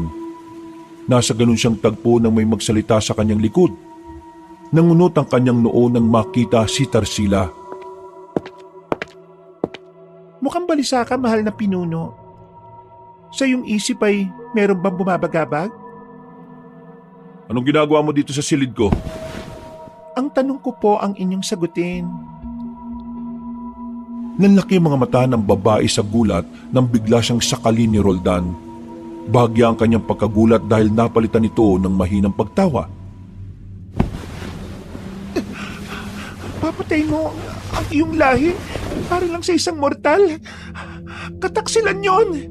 Kataksilan yon sa iyong lahing matagal mo nang inaalagaan. Wala kang karapatang kwestiyonin ang katapatan ng iyong binuno sa kanyang lahi. Hindi ang mababang uri ng aswang na katulad mo ang magsasabi sa akin yan. Binitiwan niya ang liig ni Tarsila. Huminga naman ng malalim ang babae at naubo habang hawak niya ang kanyang liig. Naluluha pa siyang napatingin sa nakatalikod niyang pinuno. Ang pinunong nilaanan niya ng pagtingin at pag-ibig. Ngunit hindi siya magawang tingnan. Ang nais ko lamang ay huwag mong talikuran ang iyong lahi dahil sa isang mortal. Kapag nalaman niya ang tungkol sa atin ay maaari nating ikapahamak yun. Inaalala mo ba ang ating lahi o inaalala mo ang sarili mo? Akala mo hindi ko alam na may pagtangi ka sa akin? Pero nais kong malaman mo na kung hindi ang mortal na yon ang aking mapapangasawa, ay hindi rin ikaw ang nais ko na mapangasawa. Nanlaki ang mga mata ni Tarsila. Hindi niya akalain na alam ng kanyang pinuno ang matagal na niyang lihim. Hindi ko ibig ang mortal. Iaalay ko siya sa aking mapapangasawa. Walang iba kundi ang pinuno ng mga bangkilan. Saad ni Roldan. Ngunit wala itong katotohanan. Nag-iisa lang ang babaeng nagpatibok ng puso ng gabunan. Walang iba kundi ako. Ginugulo ko ang isip niya. Nagkaroon siya ng pagdadalawang isip na hindi niya kailanman nararanasan. Umalis na ang luhaang si Tarsila. Nag-iwan na lamang si Roldan ng isang malalim na buntong hininga bago lumabas sa kanyang silid. Samantala, kami ni Lucas ay naghahanda na para sa aming laban na magaganap. Kung kinakailangang ipain ko ang aking sarili para matalo ang mga gabunan, ay gagawin ko. Wala akong nararamdamang takot. Bagkus ay pinaghahandaan ko ang araw na yon kung saan magaganap ang madugong labanan. Laban sa aswang at manunugis. Nalalabit na, Lucas. Nalalabit na ang madugong laban. Sa pagsibol ng unang kabilugan ng buwan, dadanak ang dugo ng mga aswang. Mukhang ito na yung pinakamalaking laban na masasaksihan ko ah. Nasa ganun kaming pag-uusap nang marinig namin ng mga kapitbahay tungkol sa tagapagligtas. Sinabi ng mga kapitbahay na kitang-kita nila kung paano talunin ng mga tagapagligtas sa mga aswang. Anila, sila'y nakasuot ng mga maskara at damit na parang pangmandirigma. Nagkatinginan lang kami ni Lucas habang nakikinig sa usapan nila. Tingnan mo sila. Nagkaroon sila ng pag-asang muling masilayan ang mukha ng gabi na hindi na nila nasisilayan sapagkat nababalutan sila ng takot at pangamba. Maria, si Tarsila oh, paparating. Napatingin naman ako sa dalagang parating. Nangunot ang aking noo habang nakatingin kay Tarsila na akala mo'y parang susugod sa gera. Ang babaeng walang ibang ginawa kundi ang mahalin ng taong gusto niya. Pero hindi siya ang mahal eh. Walang emosyon akong napatingin kay Lucas Cabanong. Sabay lang kaming napalingon kay Tarsila nang tawagin niya ako. Hindi na ako magpapaligoy-ligoy pa. Lubayan mo si Roldan. Kung ayaw mong mapahamak, ay mas mainam na umalis ka na lang sa lugar na ito. Bakit naman ako mapapahamak? Tanong ko sa tonong hindi mo alam kung nagtatanong ba o nagbabanta. Bagyang napatawa si Tarsila sa kalumapit bahagya sa akin. Masasaktan ka lang sapagkat may iba siyang babaeng napupusuan at hindi ikaw yon. Walang problema. Dahil alam kong hindi rin ikaw yun. Masamang tingin ang ipinukol sa akin ni Tarsila at mababaka sa mukha nito ang sakit. Habang ako ay mataman at diretso lamang ang tingin sa kanya. Hindi pa tayo tapos. Darating ang araw na magtutuos din tayo. Magpalakas ka sa araw na yon. Umalis si Tarsila ng walang lingon. Hinatid ko lang siya ng tingin habang papalayo. Napabuntong hininga ako nang tuluyan ng maglaho si Tarsila sa aking paningin. Gagawin ng babaeng sugatan ng puso ang lahat. Kahinaan nila ay pag-ibig. Kinagabihan ay ginambala kami ni Lucas ng isang ingay. Panay ang katok niya sa aming pinto.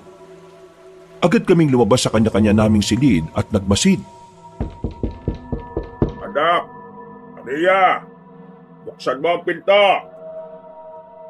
Nagkatinginan kami ni Lucas Cabanong. Alam naming hindi si ama ang nasa labas dahil ang aking amay hindi basta-basta umaalis sa aming baryo. Nagtinginan kami ni Lucas at inihanda ang aming mga kagamitan sa pakikipaglaban. Kinuha ko ang aking maskara at akto ko nang isusuot nang may magsalita sa labas na kaboses ni Lucas. Maria! Tambal! Buksan mo nga itong pinto! Kanina pa kami ni tatay dito sa labas eh! Parang matatawa naman si Lucas habang nakikinig sa kanyang sariling boses. Aba, sino kayang aswang yan? Ang bobo! Paano ka maniniwalang ako yan eh? Naririto ko. Di kaya peke ako? Ano? Hiwain ko na ba ang ulo mo? Di na! Nasa labas ang peke eh! Napapailing na lamang ako at tinuon muli ang aking atensyon sa pinto. Sa wari ko'y mga ek-ek ito. Mga uri ng aswang na mahilig kumain ng hayop o tao. Sila din ang mga uri ng aswang na ginagaya nila ang boses ng tao para maging biktima. Sumenyas na ako na sa likod kami dumaan. Binilinan ko si Lucas na mag-ingat dahil baka may mga aswang din sa likod bahay. Nang akto ng bubuksan ni Lucas ang pinto'y pinigilan ko siya. Nagtataka naman siya kaya sinabi ko na may mga aswang sa likod. Bahagya niyang sinilip at nakita niya ang mga abwak. Sila ang uri ng mga aswang na mga kalalakihan na may kakayahang magpalit anyo bilang bayawak. At ang kanilang mga kababaihan ay may kakayanang magpalit anyo bilang mga uwak. Naghukay sila sa lupa upang mag-abang ng kanilang mabibiktima. Mga walang iya. Nagtawag pa ng kakampi Nasa ganun kaming tagpo na magsigawan ng mga aswang na ek-ek sa kabilang pinto. Nagkatinginan pa kaming dalawa. Dali-dali kaming nagtungo sa sala para silipin ang nangyayari. Nakita namin ang isang lalaki na walang habas na pinagbububugbog ang mga aswang. At sa hula ko ay si Roldan yon. Bagay na hindi nga ako nagkamali. Hindi ba sinabi ko sa inyo na hindi ang bahay na yan? Umalis na kayo sa lugar na ito bago ko pa kayo sunugin. Nakita namin na nagsisiatrasa ng mga aswang. Tinungo namin ni Lucas ang kusina at nakita rin niyang nagsiatrasa ng mga aswang. Bumalik siya sa akin at sinabing nag-alisa na ang mga aswang sa likod ng bahay. Tahimik lang kaming nakamasid. Walang umiimik at halos di humihinga habang naririnig namin ang yapak na papalapit sa pinto. Maria, hindi ko hayaang ikaw ay mapahamak. Sana'y malaman mo na totoo ang aking nararamdaman sa iyo. Hindi mo ako pinapatulog Ginambala mo ang aking nananahimik na puso. Ginulo mo ang isipan ko. Naririto lang ako Babantayan kita. Saad ni Roldan mula sa labas. Nakatinginan at nagkasinyasan pa kaming dalawa ni Lucas. Tahimik kaming bumalik sa aming mga silid. At pareho din kaming hindi nakatulog na dalawa sa pagmamatsyag sa paligid. Kinabukasan, pareho kaming puyat ni Lucas. Tinanong naman kami ni Aling Marcy kung bakit tila matamlay kaming dalawa. Sinabi namin ni Lucas na hindi kami nakatulog sa mga kaluskos na naririnig sa aming bahay. Tila nangamba naman si Aling Marcy at sinabing baka mga aswang ang nanggagambala sa amin. Kinabahan nga kami, Aling Marcy. Napuyat patuloy kami. Mukhang hindi naman halatang puyat ka. Yung aswang mong ang manliligaw hindi mo raw pinapatulog. Ginagambala mo raw ang kanyang nananahimik na puso. Napuyat nga siya Ako pa kaya? Babatukan ko sana siya ngunit mabilis na lumayo si Lucas. Nasa ganun kaming tagpo nang dumating si Roldan. May dala itong bulaklak at nakangiting inabot niya sa akin. Habang ako ay nakasimangot lang. Binati naman niya si Aling Marcy at Lucas. Napatango naman ng dalawa't binati rin siya pabalik. Maria, pumapayag ka na bang daling kita sa baryo namin? Para ano? Para ialay sa pinuno ng bangkilan? Nakangiti namang naghihintay ng kasagutan si Roldan Cabanong habang ako ay wala kahit na anong emosyon na makikita sa aking muka. Hindi malaman ni Roldan kung ako ba ay galit, malungkot o masaya. Sa lahat ng mortal na kanyang nakadaupang palad, ako lang umano ang hindi niya mabasa. Palaging blanko ang ekspresyon o emosyon. Sige, kailan ba? Sa unang pagsibol ng kabilugan ng buwan, magdaraos ng isang pagtitipon ng aming barangay Katunayan, ginagawa namin to tuwing unang pagsibol ng buwan. Pasasalamat namin sa lahat ng biyayang natanggap namin.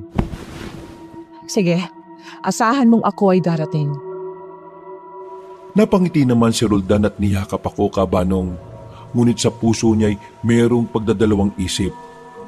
Balak niya'y hawaan na lamang ako nang sa ganun ay hindi na ako may alay sa pinuno ng mga bangkilan. Napasaya mo ako, Maria. Kung alam mo lang kung gaano mo ako napasaya. Hindi lang ako umimik. Bagay na ikinangiti naman ni Roldan. Para kay Roldan ay ako ang natatanging babae para sa kanya. Bagaman hindi ako marunong umiti o magpakita ng ekspresyon, sa kanyang mga mata ay masaya na siya. Ngunit ang kasiyahan niya ay napalitan ng lungkot. Sa isiping ipapahamak niya ang buhay ng pinakamamahal niyang dilag sa mundo. At ako yon. Maria, ikaw palang unang babaeng aking minahal. Ang malas mo naman na akong una mong minahal. Sana Maria, mapagbigyan mo ako sa aking pag-ibig. Sa kabilugan ng buwan natin malalaman kung dapat mo pa ba akong mahalin. 2 araw na lang ay unang pagsibol na ng buwan. At habang papalapit ang kabilugan ng buwan, ay siya ring pananalasa ng mga aswang sa mga karatig bayan. Habang kami ay nagmamatsyag, isang manananggal ang aming nakita sa isang bubungan. Pumapagaspas pa ang pakpak nito. Hoy! Anong ginagawa mo dyan? Narito ang pinto, oh! Nang makita namin ang aswang ay agad itong lumipad. Nagtanguan naman kami ni Lucas at walang pagdadalawang isip na sinundan ng aswang. Pumasok ito sa gubat, ngunit hindi namin nilubayan ang aswang. Halos lawit na ang dila nito kakalipad. May pagkakataong aakyat bababa ang kanyang paglipad. Napahinto ako at si Lucas nang biglang nawala ang manananggal. Sinenyasan ko siya na magtago sa mga puno. Napatungo naman si Lucas at nagtago. Ilang minuto kaming naghalukip-kip sa mga puno nang lumabas ang manananggal. Palinga-linga pa ito na tila ba hinahanap kaming dalawa. Nang matapat ng manananggal kay Lucas, ay walang habas niya itong pinalo ng kahoy. Hindi niya ito tinigilan kakahampas. Napapasigaw naman ang manananggal habang sinasangga ang paghampas ni Lucas. Walang iya ka! Pinagod mo kami, ha? Makakatim ka talaga sa akin ngayon! Gigil na saad ni Lucas sabay sapak sa manananggal. Matapang pa itong nakipaglabang kay Lucas, habang ang huli ay hindi rin patatalo. Tapusin mo na yan. Ha? Ngayon na? Kawawa naman tong hayop na to. Mamamatay ng walang paa. Mahalaga pa ba yan? Napatingin naman si Lucas sa manananggal na parabang tinatanong nito kung nasa ang kanyang mga paa. Ngunit napakatapang ng manananggal at balak pa mangagat. Kaya wala siyang habas na sinapak si Lucas. Walang iya ka? Ako na nga to nag-aalala sa iyong mamamatay kang walang paa, tapos kakagatin mo pa ako, ha? Saad niya, saka sinuntok ang manananggal. Nang manamlay ang aswang ay tumayo na siya. Napatingin pa siya sa akin ng hapong-hapo. Halos di siya makahinga kaya itinuro niya ang aswang na halos lawit ang dila dahil hinila niya. Bigkasan mo na ng dasal mo yung hayop na yan. Ikaw na pumatay dyan. Iningal ako sa lintik na. Ha? Hindi pa man natatapos ni Lucas ang sasabihin ay hiniwa ko na ang aswang. Nagulat na lamang siya nang nagtalsika ng dugo sa lupa. Nakanganga pa siyang napatingin sa akin at muling napatingin sa patay na aswang. Mahinang nilalang lang yan. Tara na. Hindi mo man lang ba hanapin yung paan yan? Hanapin mo kung gusto mo. Sad ko sa kanya sabay alis.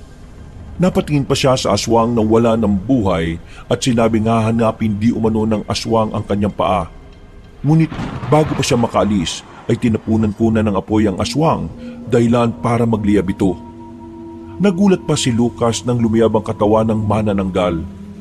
Napatingin naman siya sa akin. Nakatingin lang ako sa kanya na walang nakikitang emosyon. Nasa ating batas na wala tayong iiwanang bakas.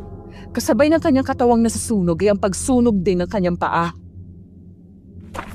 Isang araw na lamang ay magaganap na ang totoong laban.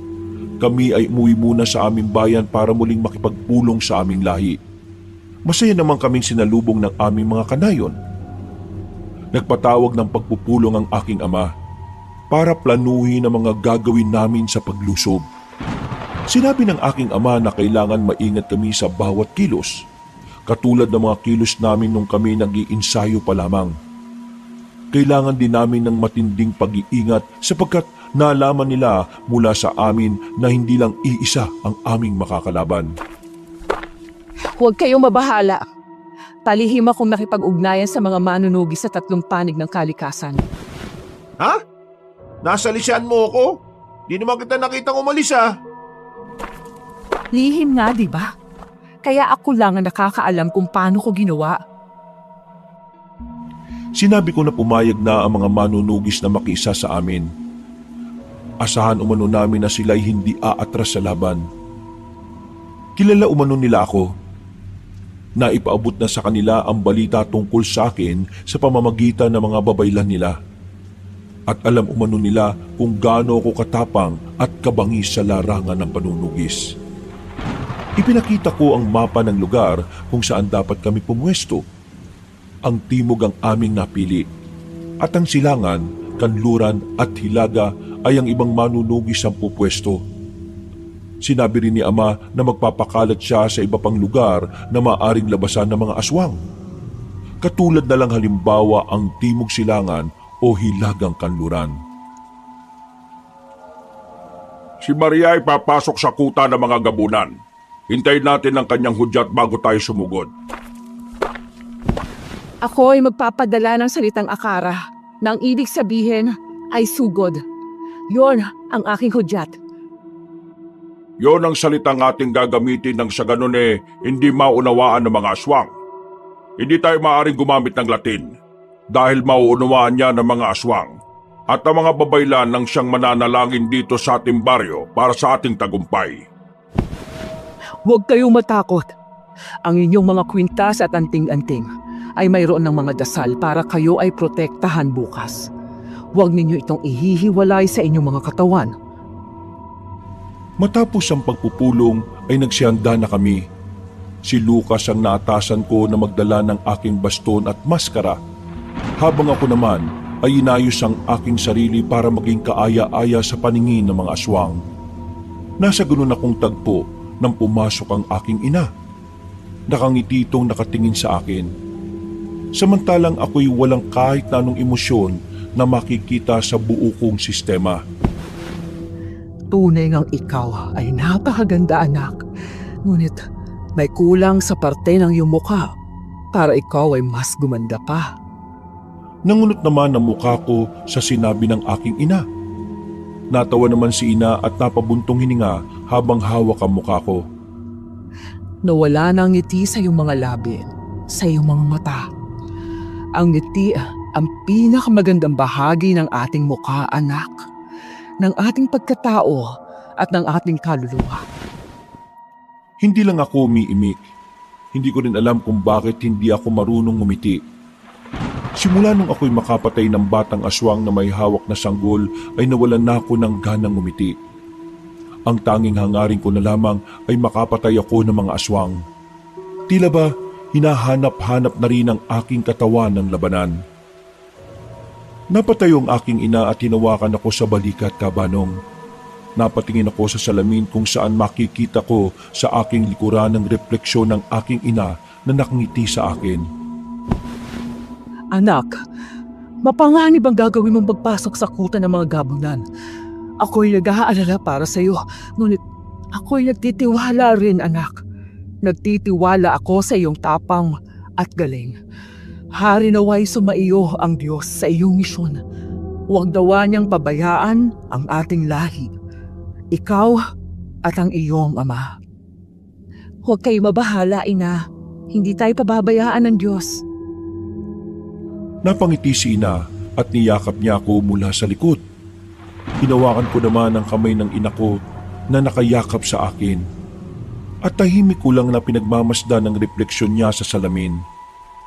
Muling napangiti si ina at bahagyang hinagod ang balikat ko bago lumabas. Naiwan akong mag-isa sa aking silid na nanatiling nakaupo at pinagmamasdan ng aking muka. Kinabukasan ay nasa bayan na kami kung saan kami namamalagi ni Lucas.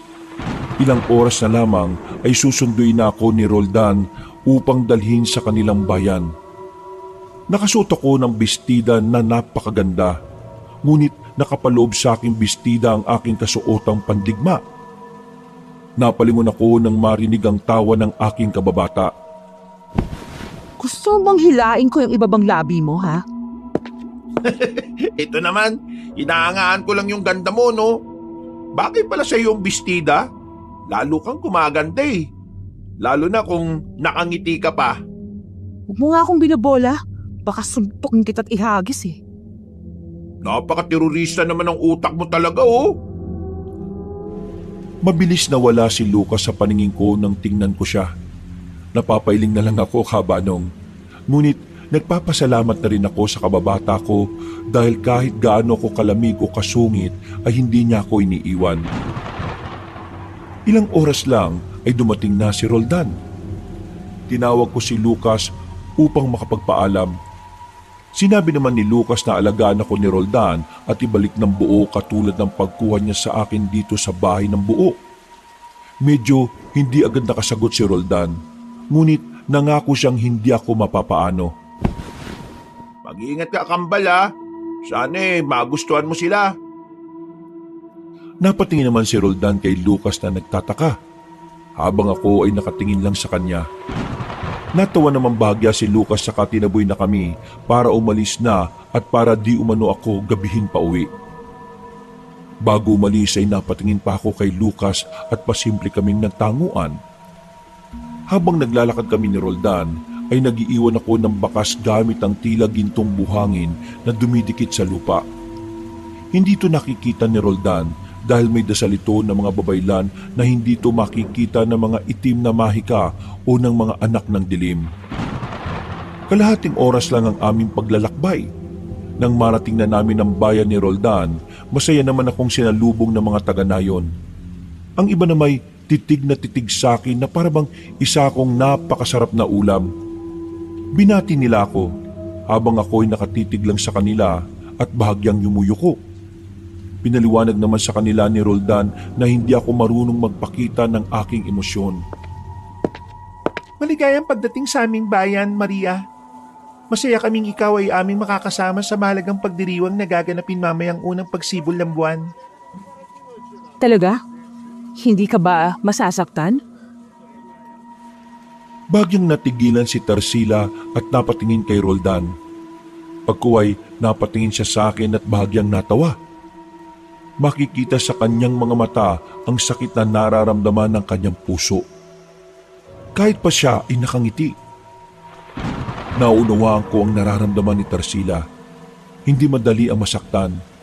Hindi madaling paghilumin ng sugat ng nakaraan o dulot ng pagkabigo. Ako ba naman, Maria? Ikaw ang napili ng aming ibig kong sabihin ni Roldan na aking kababata. Kesa naman mapunta siya sa ibang hindi marangal na babae, di ba? Napatingin lang ako sa kanya, Kabanong. Tinititigan ko ang bawat anggulo ng mukha ni Tarsila.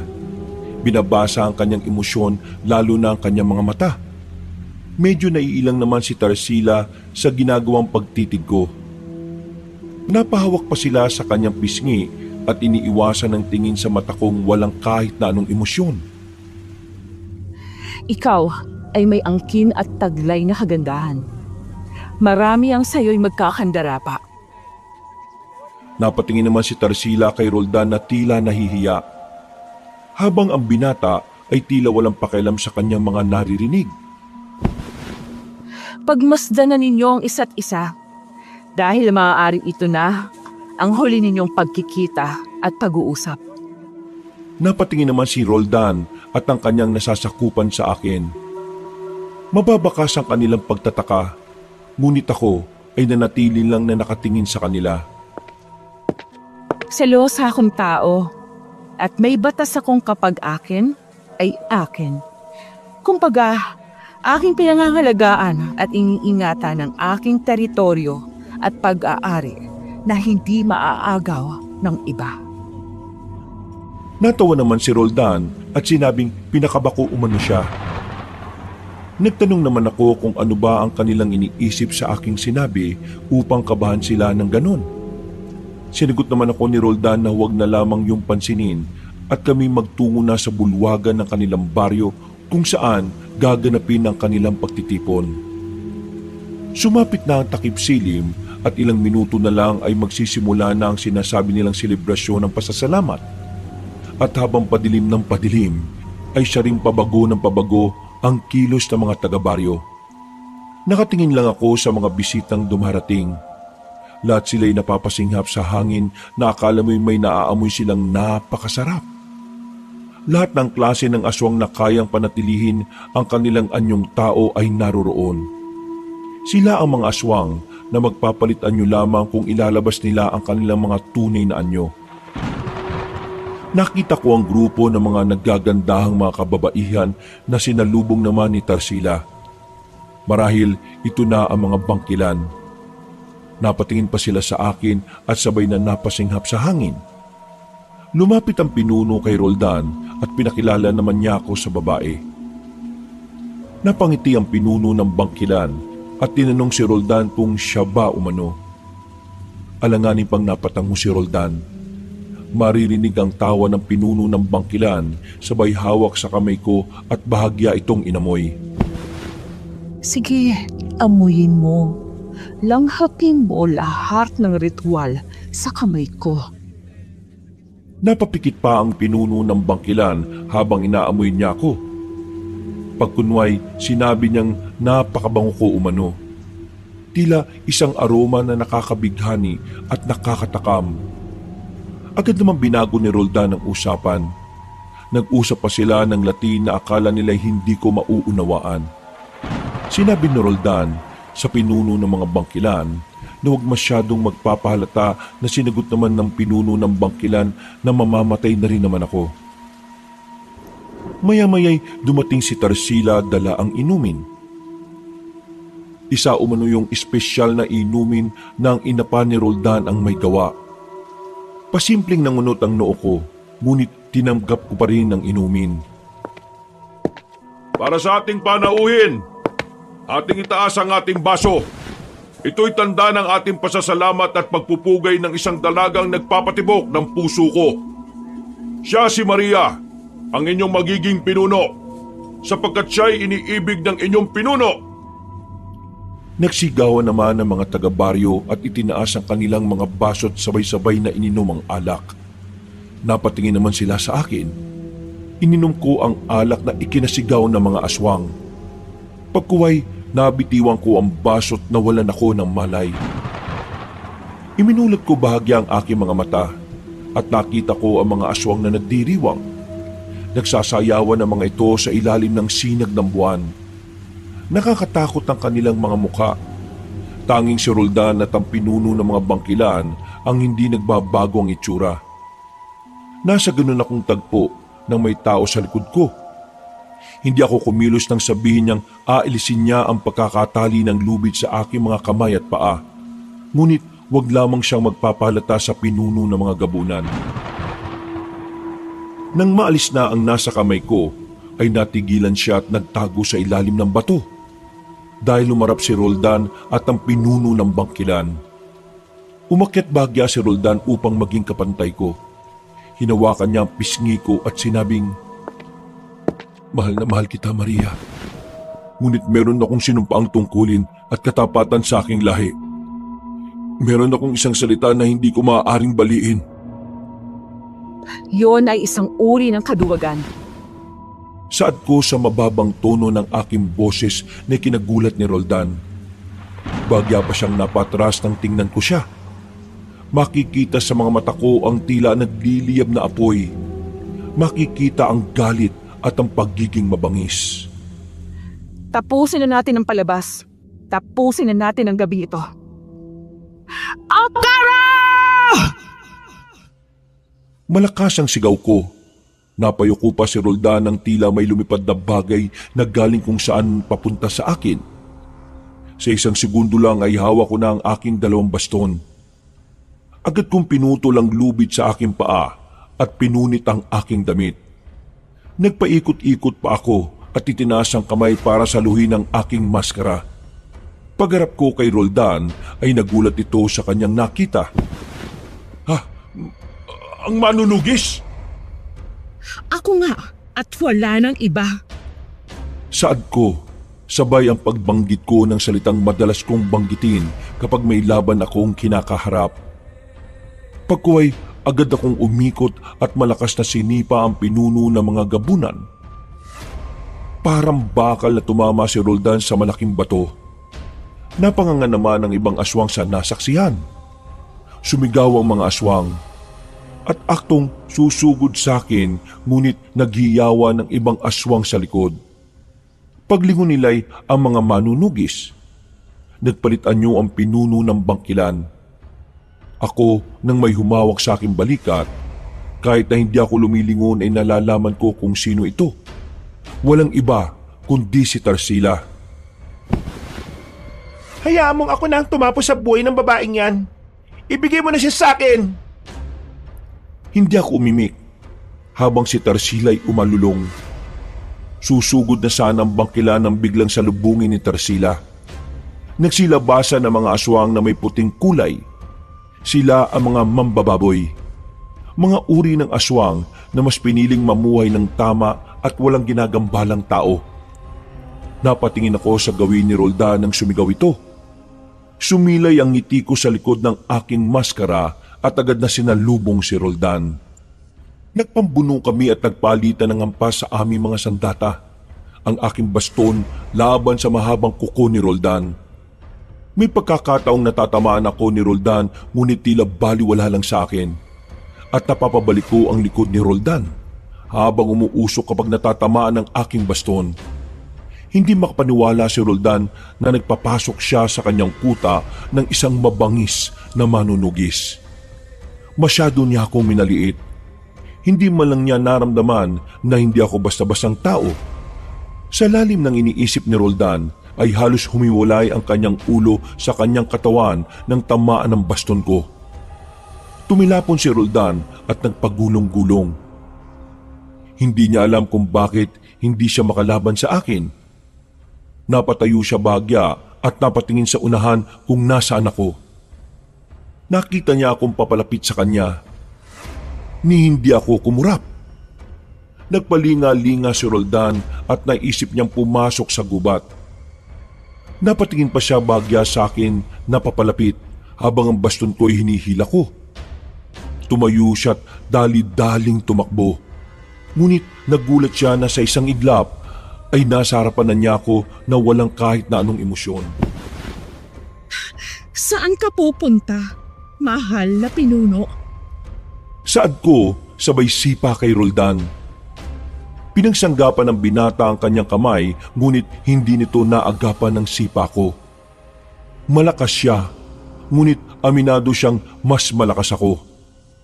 Ipinangtungkod niya ang kanyang mga paa sa kahoy sabay lipad pabalik sa akin. Nagpalitan kami ng suntok at sipa. May pagkakataong natatamaan niya ako dahilan para tumilapon ako ng malayo. Ngunit tumayo pa rin ako na parang walang nangyari. Nakita niyang nagpahid ako ng aking labi. Dumura pa ako at muling naghanda para lusubin siya. Tumakbo ko ng mabilis. Tumakbo rin siya para salubungin ako. Nagpang-abot kami't nagtagisan ng lakas. Umiilaw pa ang baston ko sa tuwing natatamaan ng kuko ni Roldan. Sinipa niya ako ng malakas. Tumilapon ako ngunit agad ding nakapreno gamit ang aking baston at paa. Nagngingit-ngit sa galit si Roldan dahil tila ba hindi niya ako matablan. Sa isip niya'y babae lang naman ako ngunit napakatigas at napakahirap kalaban. Sa galit ni Roldan ay sinugod niya ako gamit ang kanyang kuko. Nang makalapit siya sa akin ay agad na sinangga ng aking ama ang atake niya. Nanlaki naman ang kanyang mga mata dahil ang lalaking kaharap ay ang pumatay sa kanyang mga magulang. Napatingin siya sa akin. Naalala niyang ako rin ang pumatay sa kanyang nakababatang kapatid. Ikaw? Ikaw yung batang pumatay sa akin nakababatang kapatid? Ama mo ang pumatay sa aking mga magulang?